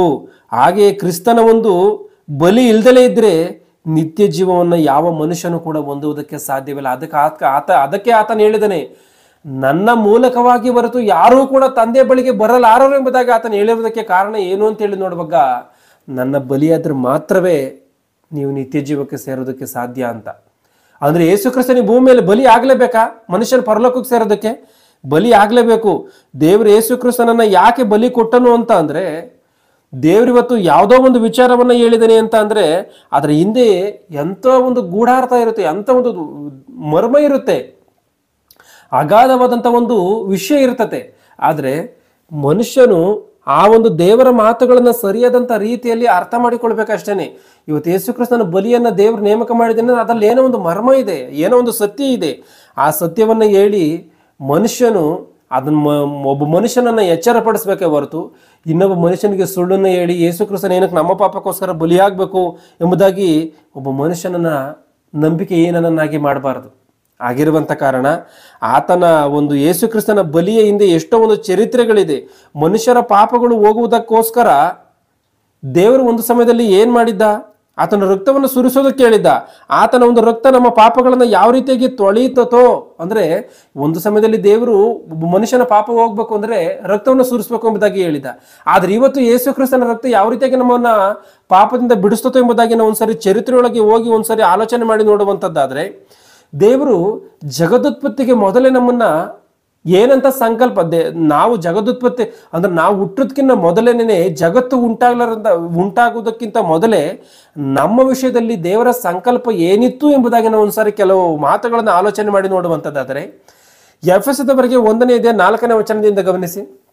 ಎಫೆಸದವರಿಗೆ ಬರೆದ ಪುಸ್ತಕ 1ನೇ ಅಧ್ಯಾಯ 4ನೇ ವಚನದಿಂದ, ಹೇಗೆಂದರೆ ನಾವು ಪ್ರೀತಿಯಲ್ಲಿ ನಡೆದು ಆತನ ಸನ್ನಿಧಿಯಲ್ಲಿ ಪರಿಶುದ್ಧರು ದೋಷವಿಲ್ಲದವರು ಆಗಿರಬೇಕೆಂದು ನಮ್ಮನ್ನು ಜಗದುತ್ಪತ್ತಿಗೆ ಮೊದಲೇ ಕ್ರಿಸ್ತನಲ್ಲಿ ಆರಿಸಿಕೊಂಡನು. ಅಂದ್ರೆ ಪರಿಶುದ್ಧರಾಗಿರ್ಬೇಕು, ನಿರ್ದೋಷಿಗಳಾಗಿರ್ಬೇಕು, ದೋಷವಿಲ್ಲದ ರೀತಿಯಲ್ಲಿ ಇರಬೇಕು ಎಂಬುದಾಗಿ ದೇವರ ಅನಾದಿ ಸಂಕಲ್ಪವು. ಅಂದ್ರೆ ಯಾವುದೇ ಕಾರಣಕ್ಕೂ ಮನುಷ್ಯನ ಪಾಪ ಮಾಡಬಾರ್ದು ಎನ್ನುವಂಥದ್ದು ದೇವರ ಆಸೆಯಾಗಿದೆ. ಮನುಷ್ಯರನ್ನ ಪರಿಶುದ್ಧರಾಗಿ ಇರಬೇಕು ಎಂಬುದಾಗಿ ಅಂದುಕೊಂಡಿದ್ದಾನೆ ಅಂತ ಅಂದ್ರೆ, ದೇವ್ರು ಯಾಕೆ ಮನುಷ್ಯನು ಆತನು ಪಾಪವಿಲ್ಲದಂತವನಾಗಿ ಇರಬೇಕು ಎಂಬುದಾಗಿ ಅಂದುಕೊಂಡನು ಎಂಬುದಾಗಿ ನೋಡುವಂಥದ್ದಾದ್ರೆ, 1 ಪೇತ್ರ 1:15 ನಿಮ್ಮನ್ನ ಕರೆದಾತನು ಪರಿಶುದ್ಧನಾಗಿರುವ ಪ್ರಕಾರವೇ, ಗಮನಿಸಿ, ನಿಮ್ಮನ್ನ ಕರೆದಿರುವಂತವನು ಪರಿಶುದ್ಧನಾಗಿರುವ ಪ್ರಕಾರ ಅಂದ್ರೆ ನಮ್ಮನ್ನ ಕರೆದಿರುವಂತವನು ಪರಿಶುದ್ಧನಾಗಿರುವಂತ ಕಾರಣ ನೀವು ವಿಧೇಯರಿಗೆ ತಕ್ಕಂತೆ ನಿಮ್ಮ ಎಲ್ಲಾ ನಡವಳಿಕೆಯಲ್ಲಿ ಪರಿಶುದ್ಧರಾಗಿರಿ. ಅಂದ್ರೆ ದೇವರು ಪರಿಶುದ್ಧನಾಗಿರುವಂತ ಕಾರಣ ನೀವು ಪರಿಶುದ್ಧರಾಗಿರಿ ಎಂಬುದಾಗಿ ಇಲ್ಲಿ ವಾಕ್ಯ ಬರೆಯಲ್ಪಟ್ಟಿದೆ. ಯಾಜಕಕಾಂಡ 19:2ನೇ ವಚನದಲ್ಲಿ ನೋಡುವಂತದ್ದಾದ್ರೆ, ನಾನು ಪರಿಶುದ್ಧನಾಗಿರುವಂತ ಕಾರಣ ನೀವು ಪರಿಶುದ್ಧರಾಗಿರಿ ಎಂಬುದಾಗಿ ಉದಾಹರಣೆಯಾಗಿ ನಾವು ನೋಡುವಂತದ್ದಾದ್ರೆ, ಒಬ್ಬ ಡಾಕ್ಟರ್ ಏನಂದುಕೊಳ್ತಾನೆ, ನನ್ನ ಮಕ್ಕಳು ಕೂಡ ಡಾಕ್ಟರ್ ಆಗಿರ್ಬೇಕು ಎಂಬುದಾಗಿ ಅಂದ್ಕೊಳ್ತಾನೆ. ಒಬ್ಬ ಪೊಲೀಸ್ ಏನಂದ್ಕೊಳ್ತಾನೆ, ನನ್ನ ಮಕ್ಕಳು ಕೂಡ ಪೊಲೀಸ್ ಆಫೀಸರ್ ಆಗಿರ್ಬೇಕು ಎಂಬುದಾಗಿ ಅಂದ್ಕೊಳ್ತಾರೆ. ಒಬ್ಬ ಶ್ರೀಮಂತ ಮನುಷ್ಯನು ಏನಂದ್ಕೊಳ್ತಾರೆ, ನನ್ನ ಮಕ್ಕಳು ಕೂಡ ಶ್ರೀಮಂತಿಕೆಯಲ್ಲಿ ಇರಬೇಕು ಎಂಬುದಾಗಿ ಆಸೆ ಪಡ್ತಾರೆ ಹೊರತು ಯಾರಾದ್ರೂ ಕೂಡ ನನ್ನ ಮಕ್ಕಳು ತಿರ್ಕಂತೀನಿ ಎಂಬುದಾಗಿ ಆಸೆ ಆಸೆ ಪಡಲ್ಲ. ಆ ರೀತಿಯಾಗಿ ಆ ಮಹಾ ಪರಿಶುದ್ಧನಾಗಿರುವಂತ ತಂದೆ ಆತನು ಪರಿಶುದ್ಧನಾಗಿರುವಂತ ಕಾರಣ ನನ್ನ ಮಕ್ಕಳು ಕೂಡ ಪರಿಶುದ್ಧರಾಗಿರ್ಲಿ ಎಂಬುದಾಗಿ ಆತನು ಆಸೆ ಪಟ್ಟಿದ್ದಾನೆ. ಆ ರೀತಿಯಾಗಿ ಆತನು ಕೋರಿಕೊಂಡಿದ್ದಾನೆ. ಆ ರೀತಿಯಾಗಿನೇ ಪರಿಶುದ್ಧವಾಗಿ ಆದಾಮನನ್ನ ಹುಟ್ಟಿಸಿದ್ದಾನೆ. ಆಗಿರುವಂತ ಕಾರಣ ಪಾಪ ಮಾಡಿ ಆದಾಮನು ಪರಿಶುದ್ಧತೆಯನ್ನು ಕಳೆದುಕೊಂಡಿದ್ದಾನೆ. ಅಂದಿನಿಂದ ಒಂದು ಪ್ರಾರಂಭವಾಗಿರುವಂತ ಮನುಷ್ಯನ ಪತನ ನೋಹನ ಕಾಲಕ್ಕೆ ಬರುವಂತ ಸಮಯದಲ್ಲಿ ನೋಡ್ಬೇಕು, ಪ್ರಪಂಚವನ್ನೇ ದೇವರು ನಾಶ ಮಾಡುವಂತ ಪರಿಸ್ಥಿತಿಗೆ ಮನುಷ್ಯನು ಪಾಪದಲ್ಲಿ ಬೆಳೆದು ಹೋಗಿರ್ತಾನೆ. ಆಲೋಚನೆ ಮಾಡಿ, ದೇವರು ನಾನು ಪರಿಶುದ್ಧನಾಗಿರುವಂತ ಕಾರಣ ಇವರು ಪರಿಶುದ್ಧರಾಗಿರ್ಲಿ ಎಂಬುದಾಗಿ ದೇವರ ಆಲೋಚನೆ ಮಾಡಿದ್ರೆ, ಈ ಮನುಷ್ಯನು ಪಾಪದಲ್ಲೇ ಪ್ರವೀಣನಾಗಿ ಹೋಗಿದ್ದಾನೆ, ಪಾಪದಲ್ಲೇ ಉನ್ನತ ಮಟ್ಟಿಗೆ ಬೆಳೆದೋಗಿದ್ದಾನೆ. ಪಾಪ ಎನ್ನುವಂಥದ್ದು ಬಹಳ ಮಟ್ಟಿಗೆ ಬೆಳೆದು ಪ್ರಪಂಚ ಕೆಟ್ಟೋಗಿದೆ. ದೇವರು ನೋಹನ ಕಾಲದಲ್ಲಿ ಜಲಪ್ರಳಯದ ಮೂಲಕವಾಗಿ ನಾಶ ಮಾಡೋದಕ್ಕೆ ಕಾರಣ ಮನುಷ್ಯನ ಪಾಪ ಅಷ್ಟೇ. ಅಂದ್ರೆ ಮನುಷ್ಯನ ಪಾಪ ಅಲ್ಲಿವರೆಗೂ ಬೆಳೆದೋಯ್ತು. ಆ ರೀತಿಯಾಗಿ ಇಸ್ರಾಯೇಲರವರೆಗೂ ಕೂಡ ಇದ್ದಂಥವರೆಲ್ಲರೂ ಕೂಡ ಪಾಪಿಗಳಾಗೋಗಿದ್ದಾರೆ. ದೇವರು ಅಂದ್ರೆ ಯಾವಾಗ ಮನುಷ್ಯನು ಪಾಪಗಳನ್ನು ಮಾಡಿದ್ನೋ, ಪಾಪಗಳನ್ನು ಮಾಡಿದಂಥ ಸಮಯದಲ್ಲಿ ದೇವರು ಏನು ಮಾಡ್ತಾರೆ, ಅವಾಗ ಪರಿಶುದ್ಧರಾಗಬೇಕು ಎಂಬುದಾಗಿ ಧರ್ಮಶಾಸ್ತ್ರವನ್ನು ಕೊಡ್ತಾನೆ, ಮತ್ತೆ ಬಲಿಗಳನ್ನು ಕೊಡ್ತಾನೆ, ಆಜ್ಞೆಗಳನ್ನು ಕೊಡ್ತಾನೆ. ಆ ಒಂದು ಆಜ್ಞೆಗಳಲ್ಲಿ ದೇವರು ಯಾವ ರೀತಿಯಾದಂಥ ಆಜ್ಞೆಯನ್ನು ಕೊಟ್ಟಿದ್ದನೋ ಒಂದ್ಸಾರಿ ಗಮನಿಸಿ. ಯಾಜಕಕಾಂಡ 11ನೇ ಅಧ್ಯಾಯ 44ನೇ ವಚನವನ್ನ, ಯಾಜಕಕಾಂಡ 11:44 ಯಾಕಂದರೆ ನಾನು ನಿಮ್ಮ ದೇವರಾದ ಯೆಹೋವನು, ನೀವು ದೇವಜನರಿಗೆ ತಕ್ಕಂತಿರಬೇಕು, ನಾನು ಪರಿಶುದ್ಧನಾಗಿರುವುದರಿಂದ ನೀವು ಪರಿಶುದ್ಧರಾಗಿರಬೇಕು. ನೆಲದ ಮೇಲೆ ಹರಿದಾಡುವ ಯಾವ ಜಂತುವಿನಿಂದಾದರೂ. ಗಮನಿಸಿ, ನಾನು ಪರಿಶುದ್ಧನಾಗಿರುವಂತ ಕಾರಣ ನೀವು ಪರಿಶುದ್ಧರಾಗಿರ್ಬೇಕು. ಯಾವ ರೀತಿಯಾಗಿ ಪರಿಶುದ್ಧರಾಗಿರ್ಬೇಕು? ಯಾಜಕ ಕಾಂಡ 14ನೇ ಅಧ್ಯಾಯ 17, 18. ಅವನು ತನ್ನ ಕೈಯಲ್ಲಿರುವ ಮಿಕ್ಕ ಎಣ್ಣೆಯಲ್ಲಿ ಸ್ವಲ್ಪವನ್ನು ಶುದ್ಧ ಮಾಡಿಕೊಳ್ಳುವವನ ಬಲಗೈಯ ತುದಿಗೂ ಬಲಗೈಯ ಹೆಬ್ಬೆರಳಿಗೂ ಬಲಗಾಲಿನ ಹೆಬ್ಬಟ್ಟಿಗೂ ಪ್ರಾಯಶ್ಚಿತ್ತ ಯಜ್ಞ ಪಶುವಿನ ರಕ್ತವನ್ನು ಹಚ್ಚಿದ. ಗಮನಿಸಿ, ಅಂದ್ರೆ ಒಬ್ಬ ಮನುಷ್ಯನನ್ನ ಪಾಪ ಮಾಡಿದಂತ ಸಮಯದಲ್ಲಿ ಯಾವ ರೀತಿಯಾಗಿ ಶುದ್ಧಾಚಾರವನ್ನ ಮಾಡಿ ಮನುಷ್ಯನ ಪಾಪ ಪರಿಹಾರಕ್ಕೋಸ್ಕರ ದೇವರನ್ನ ಬೇಡಿಕೊಳ್ಬೇಕು. ಶುದ್ಧಾಚಾರವನ್ನ ಮಾಡಿ ದೇವರು ಹೇಳಿದಂತ ನೇಮದ ಪ್ರಕಾರವಾಗಿ ಶುದ್ಧಾಚಾರವನ್ನ ಮಾಡಿ ದೇವ್ರನ್ನ ಯಾವ ರೀತಿಯಾಗಿ ಬೇಡಿಕೊಳ್ಬೇಕು ಆ ಒಂದು ಕಾರ್ಯ. ಅಂದ್ರೆ ಒಬ್ಬ ಮನುಷ್ಯನನ್ನು ದೇವ್ರು ಈ ರೀತಿಯಾಗಿ ಒಂದು ಸಮಯದಲ್ಲಿ ಪರಿಶುದ್ಧ ಪಡಿಸ್ತಾವನ ಅಂತ ಹೇಳಿ ನೋಡುವಾಗ ಪರಿಶುದ್ಧನ ಪಡಿಸ್ತಾ ಇದ್ದಾನೆ. ಯಾವುಗಳ ಮೂಲಕವಾಗಿ? ಪ್ರಾಣಿಗಳ ಪಕ್ಷಿಗಳ ರಕ್ತದ ಮೂಲಕವಾಗಿ. ಈ ಪ್ರಾಣಿ ಪಕ್ಷಿಗಳನ್ನು ಕೂಡ ಎಂಥವುಗಳನ್ನು ಕೊಡಬೇಕು ಗೊತ್ತಿದೆಯಾ? ಯಾಜಕ ಕಾಂಡ 22:18 ಗಮನಿಸಿ. ಯಾಜಕ ಕಾಂಡ 22:18. ನೀನು ಆರೋನನಿಗೂ ಅವನ ಮಕ್ಕಳಿಗೂ ಇಸ್ರಾಯೇಲ್ ಎಲ್ಲರಿಗೂ ಹೀಗೆ ಆಜ್ಞಾಪಿಸಬೇಕು. ಇಸ್ರಾಯೇಲರಲ್ಲಿ ಆಗಲಿ ಅವರ ನಡುವೆ ವಾಸಿಸುವ ಇತರರಲ್ಲಿ ಆಗಲಿ ಯಾವನಾದರೂ ಹರಕೆಯಾಗಿ ಅಥವಾ ಕಾಣಿಕೆಯಾಗಿ ಯೆಹೋವನಿಗೆ ಸರ್ವಾಂಗ ಹೋಮ ಮಾಡುವಾಗ ಅದು ಸಮರ್ಪಕವಾಗುವಂತೆ ದನಗಳಿಂದಾಗಲಿ ಆಡು ಕುರಿಗಳಿಂದಾಗಲಿ ಪೂರ್ಣವಾದ ಗಂಡನ್ನೇ ಒಪ್ಪಿಸಬೇಕು. ಪೂರ್ಣವಾದ ಗಂಡನ್ನೇ ಒಪ್ಪಿಸಬೇಕು ಅಂದ್ರೆ ಪೂರ್ಣವಾದಂತ ಅಂದ್ರೆ ಅಂಗಹೀನವಾಗಿರಬಾರ್ದು. ಅವಯವಗಳು ಸರಿಯಾದಂತ ರೀತಿಯಲ್ಲಿ ಇರಬೇಕು. ಅವಯವಗಳಲ್ಲಿ ದೋಷ ಎನ್ನುವಂಥದ್ದು ಇರಬಾರ್ದು. ಪೂರ್ಣಾಂಗವಾದ ಗಂಡಾಗಿರಬೇಕು. ಕುಂದು ಕೊರತೆಗಳಿರಬಾರ್ದು. ಅದರಲ್ಲಿ ಯಾವ ದೋಷಗಳು, ರೋಗ ಆಗಿರ್ಬೋದು, ಇಲ್ಲ ಅವಯವಗಳಲ್ಲಿ ದೋಷ ಆಗಿರ್ಬೋದು, ಕುಂಟಾದದ್ದಾಗಿರ್ಬೋದು, ಕುರುಡಾದದ್ದಾಗಿರ್ಬೋದು, ಯಾವುದೇ ದೋಷಗಳಿರಂಗಿಲ್ಲ. ಅಂಥದ್ದನ್ನ ಸಮರ್ಪಣೆ ಮಾಡಿ ಅವರು ರಕ್ತವನ್ನು ಸುರಿಸಿ ಅವರ ಪಾಪವನ್ನು ಪರಿಹಾರ ಮಾಡ್ಕೋಬೇಕಾಯ್ತು. ಅಂದ್ರೆ ಇದರ ಹಿಂದೆ ಇರುವಂತ ದೇವರ ಆಲೋಚನೆ ಏನು? ಮನುಷ್ಯನು ಏನಂತ್ಕೋಬೇಕು? ಅಲ್ಲಿಗೆ ಒಬ್ಬ ಪಾಪಿ ಒಂದು ಪ್ರಾಣಿನ ತೆಗೆದುಕೊಂಡು ದೇವರ ಆಲಯಕ್ಕೆ ಹೋಗ್ತಾನೆ ಅಂದ್ಕೊಳ್ಳಿ. ಹೋದಾಗ ಅವನೇನಂತ್ಕೋಬೇಕು ಅಂದ್ರೆ, ತಪ್ಪು ಮಾಡಿದ್ದು ನಾನು, ಅಮಾಯಕವಾದಂಥ ಪ್ರಾಣಿ ಪಕ್ಷಿಗಳು ಬಲಿಯಾಗ್ತಾ ಇದ್ದಾವಲ್ಲ ಅಂತೇಳಿ ಅದನ್ನು ನೋಡಿ ಮನುಷ್ಯನು ಪಾಪವನ್ನು ಮಾಡದಂಥ ರೀತಿಯಲ್ಲಿ ಎಚ್ಚರಿಕೆ ತೆಗೆದುಕೊಂಡು ಪರಿಶುದ್ಧನಾಗಿ ಬದುಕಬೇಕಾಯ್ತು. ಅದು ದೇವರ ಆಲೋಚನೆ. ಅಂದ್ರೆ ದೇವರಿಗೇನೋ ಅದನ್ನು ತಿನ್ಬೇಕು, ಆ ರಕ್ತವನ್ನು ಕುಡಿಬೇಕು, ಇದೇನಾದ್ರೂ ಆಲೋಚನೆ ಇದೆಯಾ ಅಂತ ನೋಡುವಾಗ ಇವ್ಯಾವ ಆಲೋಚನೆಯೂ ಕೂಡ ಇಲ್ಲ. ಇದನ್ನ ಗಮನಿಸಿ. ಇದರಲ್ಲಿ 50ನೇ ಕೀರ್ತನೆಯಲ್ಲಿ ಸ್ಪಷ್ಟವಾಗ ಮಾತುಗಳು ಕಾಣುತ್ತೆ. ಒಂದ್ಸರಿ ಗಮನಿಸಿ. 8ನೇ ವಚನದಿಂದ. ನಾನು ನಿಮ್ಮ ಯಜ್ಞಗಳ ವಿಷಯದಲ್ಲಿ ತಪ್ಪೆಣಿಸುವುದಿಲ್ಲ. ಸರ್ವಾಂಗ ಹೋಮಗಳನ್ನು ನೀವು ನಿತ್ಯವೂ ನನಗೆ ಸಮರ್ಪಿಸುತ್ತೀರ. ಸರ್ವಾಂಗ ಹೋಮಗಳನ್ನ ನೀವು ನಿತ್ಯವೂ ನನಗೆ ಸಮರ್ಪಿಸ್ತೀರಲ್ಲ, ಆದರೂ ನಿಮ್ಮ ಮನೆಗಳಿಂದ ನನಗೆ ಓರಿಬೇಕಾಗಿಲ್ಲ, ನಿಮ್ಮ ದೊಡ್ಡಿಗಳಿಂದ ಓತಬೇಕಿಲ್ಲ. ಕಾಡಿನಲ್ಲಿರುವ ಸರ್ವ ಮೃಗಗಳು, ಗುಡ್ಡದಲ್ಲಿರುವ ಸಾವಿರಾರು ಪಶುಗಳು ನನ್ನವೇ. ಬೆಟ್ಟಗಳ ಪಕ್ಷಿಗಳನ್ನೆಲ್ಲ ಬಲ್ಲೆ, ಅಡವಿಯ ಜಂತುಗಳೆಲ್ಲ ನನಗೆ ಗೊತ್ತುಂಟು. ನನಗೆ ಹಸಿವೆ ಇದ್ದರೆ ನಿಮಗೆ ತಿಳಿಸುವುದಿಲ್ಲ. ಲೋಕದವು ಅದರಲ್ಲಿರುವುದೆಲ್ಲವೂ ನನ್ನದಲ್ಲವೇ. ನಾನು ಓರಿಗಳ ಮಾಂಸವನ್ನು ತಿನ್ನುವುದು, ಓತಗಳ ರಕ್ತವನ್ನು ಕುಡಿಯುವುದೂ ಉಂಟೆ. ಗಮನಿಸಿ, ನಾನು ರಕ್ತವನ್ನು ಕುಡಿಯಲ್ಲ, ಓರಿಯನ್ನ ಮಾಂಸವನ್ನು ನಾನು ತಿನ್ನಲ್ಲ ಅಂತ.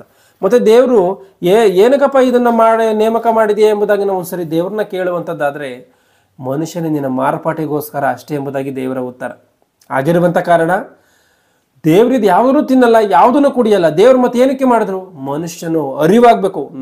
ನಾನು ಪಾಪವನ್ನು ಮಾಡಿದಂಥ ರೀತಿಯಲ್ಲಿ ನಾನು ಮಾಡಿದ್ದಕ್ಕೆ ಇವು ಬಲಿ ಆಗ್ತಾ ಇದ್ದಾವಲ್ಲ ಅಂತ ಹೇಳಿ ಮನುಷ್ಯನ ಅರ್ಥ ಮಾಡ್ಕೊಂಡು ಪಾಪ ಮಾಡದಂಥ ರೀತಿಯಲ್ಲಿ ಬದುಕಲಿ ಎಂಬುದಾಗಿ ದೇವರು ಅಂತ ಆಲೋಚನೆ ಇಟ್ಕೊಂಡು ಈ ಒಂದು ಪ್ರಾಣಿಗಳ ಬಲಿಯನ್ನ ದೇವರು ಹೇಳಿದ್ರೆ ಮನುಷ್ಯನಿಗೆ ಅದು ಅಭ್ಯಾಸವಾಗಿ ಹೋಗ್ಬಿಡುತ್ತೆ. ಯಾವ ರೀತಿಯಾಗಿ ಅಂದ್ರೆ ಪಾಪ ಮಾಡುವಂಥದ್ದು, ಕೊಯ್ಯುವಂಥದ್ದು, ಪಾಪ ಮಾಡುವಂಥದ್ದು, ಕುಯ್ಯುವಂಥದ್ದು. ಇಂಥ ಒಂದು ಮಾರ್ಪಾಟಿಗಾಗಿ ದೇವ್ರು ಏನು ಮಾಡ್ತಾರೆ? ಅಂತ್ಯವನ್ನು ಕಾಣಿಸ್ತಾರೆ.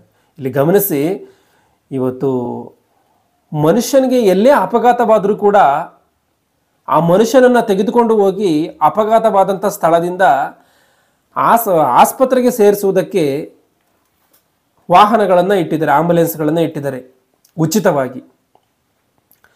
ಆ ರೀತಿಯಾಗಿ ಆಂಬುಲೆನ್ಸ್ಗಳಿದೆಯಲ್ಲ ಎಂಬುದಾಗಿ ಮನುಷ್ಯನು ಯಾವಾಗಲೂ ಕೂಡ ಆಕ್ಸಿಡೆಂಟ್ಗಳನ್ನು ಮಾಡಿಕೊಳ್ಳುವಂಥದ್ದು, ಆತನು ಮಾಡುವಂಥದ್ದು ನ್ಯಾಯವ?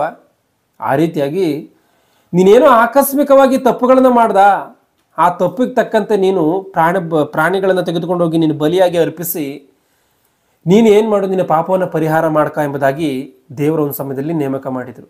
ಆದರೆ ಮನುಷ್ಯನು ಪಾಪ ಮಾಡುವಂಥದ್ದು, ಬಲಿಯನ್ನು ಅರ್ಪಿಸುವಂಥದ್ದು ಇದೇ ಆಗೋಯ್ತು. ಅಂದರೆ ಅಲ್ಲಿ ರಕ್ತ ಎನ್ನುವಂಥದ್ದು ಸುರಿದು ಪ್ರಾಣಿ ಬಲಿ ಆಗ್ದಲ್ಲ ಇದ್ರೆ ಮನುಷ್ಯನು ನಿತ್ಯ ಜೀವನಕ್ಕೆ ಸೇರೋದಕ್ಕೆ ಸಾಧ್ಯವಿಲ್ಲ. ಇದನ್ನು ಗಮನಿಸ್ಬೇಕು ನೀವು. ಹಳೆ ಒಡಂಬಡಿಕೆಯಲ್ಲಿ ಯಾವ ಮನುಷ್ಯನಾದರೂ ಪಾಪವನ್ನು ಮಾಡ್ತಾನೆ ಅಂತ ಹೇಳಿ ಅವನ ಪಾಪ ಪರಿಹಾರ ಆಗಲಿಲ್ಲ ಅಂತ ಹೇಳಿ ಅವನು ಸತ್ರೆ ನರಕಕ್ಕೆ ಹೋಗ್ತಾನೆ. ಆದರೆ ಅವನು ಹೋಗಿ ಪಾಪ ಪರಿಹಾರಕ್ಕೋಸ್ಕರ ಪ್ರಾಣಿಗಳನ್ನು ತೆಗೆದುಕೊಂಡು ಹೋಗಿ ಬಲಿಯಾಗಿ ಅರ್ಪಿಸಿ ಅವನು ದೇವ್ರನ್ನ ಬೇಡ್ಕೊಂಡು ಪರಿಶುದ್ಧನಾದ ಅಂದ್ಕೊಳ್ಳಿ, ಅವನು ಯಾವಾಗ ಸತ್ರು ಕೂಡ ಪರಲೋಕವನ್ನು ಸೇರ್ತಾನೆ. ಆಗಿರುವಂಥ ಕಾರಣ ದೇವರು ಅವರುಗಳ ಒಂದು ಪ್ರಾಣಿ ಪಕ್ಷಿಗಳ ಬಲಿಗಳ ಮೂಲಕವಾಗಿ, ಆ ಒಂದು ರಕ್ತದ ಮೂಲಕವಾಗಿ ಮನುಷ್ಯನ ಪಾಪ ಎನ್ನುವಂಥದ್ದು ಬಲಿಯಾಗ್ತತೋ ಎಂಬುದಾಗಿ ನಾವು ಒಂದ್ಸರಿ ಆಲೋಚನೆ ಮಾಡಿ ನೋಡುವಂಥದ್ದಾದರೆ ದೇವರು ಒಂದು ಮಾತನ್ನು ಹೇಳ್ತಾನೆ. ಗಮನಿಸಿ, ಇಬ್ರಿಯರಿಗೆ ಬರೆದ ಪುಸ್ತಕ 10ನೇ ಅಧ್ಯಾಯ 3ನೇ ವಚನ 4ನೇ ವಚನವನ್ನು ಓದು. ಆದರೆ ಆ ಯಜ್ಞಗಳಿಂದ ಪ್ರತಿ ವರ್ಷವೂ ಪಾಪಗಳ ಜ್ಞಾಪಕವಾಗುವುದಲ್ಲ, ಪಾಪಗಳ ಜ್ಞಾಪಕವಾಗುವುದುಂಟು. ಹೋರಿಗಳ ಮತ್ತು ಹೋತಗಳ ರಕ್ತದಿಂದ ಪಾಪಗಳು ಪರಿಹಾರವಾಗುವುದು ಅಸಾಧ್ಯವಾಗಿದೆಯಲ್ಲ. ಗಮನಿಸಿ, ಹೋರಿಗಳ ಮತ್ತು ಹೋತಗಳ ರಕ್ತದಿಂದ ಪಾಪ ಪರಿಹಾರ ಆಗುವುದು ಅಸಾಧ್ಯವಾಗಿದೆಯಲ್ಲ. ಅಂದ್ರೆ ಮನುಷ್ಯನ ಒಂದು ಪಾಪಗಳು ಎಲ್ಲಿವರೆಗೂ ಬೆಳೆದೋಯ್ತು ಅಂದ್ರೆ ದೇವರು ಪರಿಹಾರ ಮಾಡಲಾಗದೇ ಇರುವಂತ ಒಂದು ಮಟ್ಟಿಗೆ ಬೆಳೆದೋಗ್ಬಿಡ್ತು. ಅಂದ್ರೆ ಭಯಂಕರವಾದಂಥ ರೀತಿಯಲ್ಲಿ ಪಾಪವನ್ನು ಮಾಡ್ತಾ ಇದ್ದಾರೆ. ದೇವರು ಕ್ಷಮಿಸಿ ದೇವರು ಸಾಕಾಗಿ ಹೋಗಿದ್ದಾನೆ. ಅಂದ್ರೆ ಅಂಥ ಮಟ್ಟಿಗೆ ಮನುಷ್ಯನ ಪಾಪದಲ್ಲಿ ಬೆಳೆದೋದ್ನ ಅಂತ ಅಂದ್ರೆ ಬೆಳೆದೋಗಿದ್ದಾನೆ. ಅದಕ್ಕೋಸ್ಕರ ದೇವರು ಏನ್ ಮಾಡ್ತಾನೆ, ಬಲಿ ಎನ್ನುವಂಥದ್ದನ್ನ ನಿಲ್ಲಿಸ್ತಾನೆ. ಅಂದ್ರೆ ತಪ್ಪು ಮಾಡಿದಂಥ ಪ್ರತಿ ಸಾರಿ ಕೂಡ ಬಲಿಯನ್ನು ಅರ್ಪಿಸುವುದಕ್ಕಿಂತ ಎಲ್ಲರ ಪಾಪಕ್ಕಾಗಿ ಒಂದೇ ಸಾರಿ ಯೇಸು ಕ್ರಿಸ್ತನನ್ನ, ಅಂದ್ರೆ ಪರಿಶುದ್ಧನಾದಂಥ ಯೇಸು ಕ್ರಿಸ್ತನನ್ನ ಬಲಿ ಮಾಡುವಂಥದ್ದು ದೇವರಿಗೆ ಒಳ್ಳೆ ರೀತಿಯಾಗಿ ಕಾಣುತ್ತೆ. ಗಮನಿಸಿ, ಇವತ್ತಿಗೆ ನಾವು ಕೂಡ ಪಾಪ ಮಾಡಿದ್ದಕ್ಕೆ ತಕ್ಕಂತೆ ಬಲಿಯನ್ನ ಅರ್ಪಿಸ್ಬೇಕಾಗಿತ್ತು. ಅಂದ್ರೆ ದೇವರ ಆಲಯದಲ್ಲಿ ಹೋಗಿ ಬಲಿಯನ್ನು ಅರ್ಪಿಸ್ಬೇಕಾಗಿತ್ತು. ಅಂದ್ರೆ ಇವತ್ತು ನಾವು ಮಾಡಿದಂಥ ಅಪರಾಧಕ್ಕೆ ತಕ್ಕಂತೆ ಸಭೆಯಲ್ಲಿ ಹೋಗಿ ಕೋಳಿಯನ್ನೋ ಕುರಿಯನ್ನೋ ಇಲ್ಲ ಮತ್ತೊಂದು ಯಾವುದೋ ಒಂದನ್ನು ಕುಯ್ದು ಹಳೆ ಒಡಂಬಡಿಕೆಯಲ್ಲಿ ಇದ್ದಂಥ ಪದ್ಧತಿಯ ಪ್ರಕಾರವಾಗಿ ನಾವು ಕೂಡ ಮಾಡಬೇಕು ಅಂದಿದ್ರೆ ಪರಿಸ್ಥಿತಿ ಯಾವ ರೀತಿಯಾಗಿರ್ತಿತ್ತು ಆಲೋಚನೆ ಮಾಡಿ.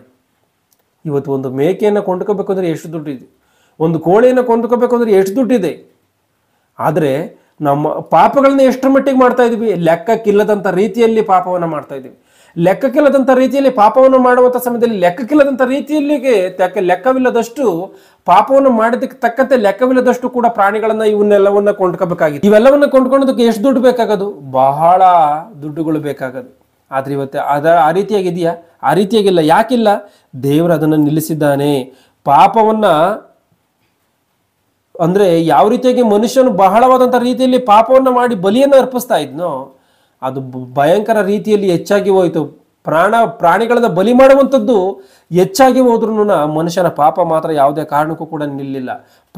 ಪ್ರಾಣಿ ಪಕ್ಷಿಗಳ ಬಲಿ ಮಾತ್ರ ಬಹಳ ಮಟ್ಟಿಗೆ ಆಗೋಗ್ತಾ ಇದೆ. ಆಗಿರುವಂಥ ಕಾರಣ ದೇವರು ತೀರ್ಮಾನ ತೆಗೆದುಕೊಳ್ತಾನೆ, ಎಲ್ಲಾ ಮನುಷ್ಯರ ಪಾಪ ಪರಿಹಾರಕ್ಕೋಸ್ಕರ ಒಂದೇ ಸಾರಿ ಏನ್ ಮಾಡಬೇಕು, ಪರಿಹಾರವನ್ನು ಕೊಡಬೇಕು ಎನ್ನುವಂಥದ್ದು ದೇವರ ಆಲೋಚನೆ. ಆ ಮಾತನ್ನು ಯೋಹಾನ್ ಸುವಾರ್ತೆಯಲ್ಲಿ ಸ್ಪಷ್ಟವಾಗಿ ಇದೆ. ಗಮನಿಸಿ, ಯೋಹಾನ್ ಸುವಾರ್ತೆ 11ನೇ ಅಧ್ಯಾಯ 49ನೇ ವಚನದಿಂದ. ಆದರೆ ಅವರಲ್ಲಿ ಕಾಯಫನೆಂಬುವನು ಆ ವರ್ಷಕ್ಕೆ ಮಹಾಯಾಜಕನಾಗಿದ್ದು ಅವರಿಗೆ ನಿಮಗೇನು ತಿಳಿಯುವುದಿಲ್ಲ, ಜನವೆಲ್ಲ ನಾಶವಾಗುವುದಕ್ಕಿಂತ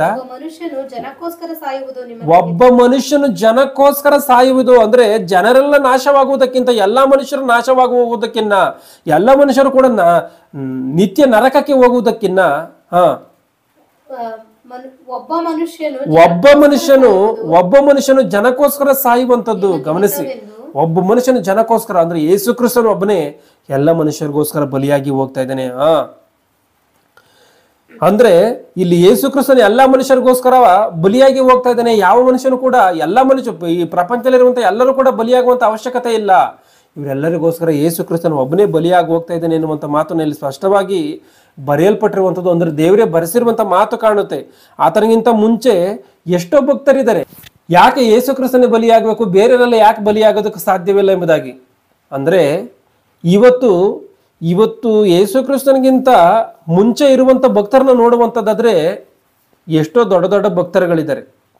ಆದರೆ ಇಂಥ ಒಂದು ಭಕ್ತರು ಬಂದರೂ ಕೂಡ ಯಾಕೆ ದೇವರು ಅವ್ರನ್ನ ಆರಿಸ್ಕೊಂಡಿಲ್ಲ?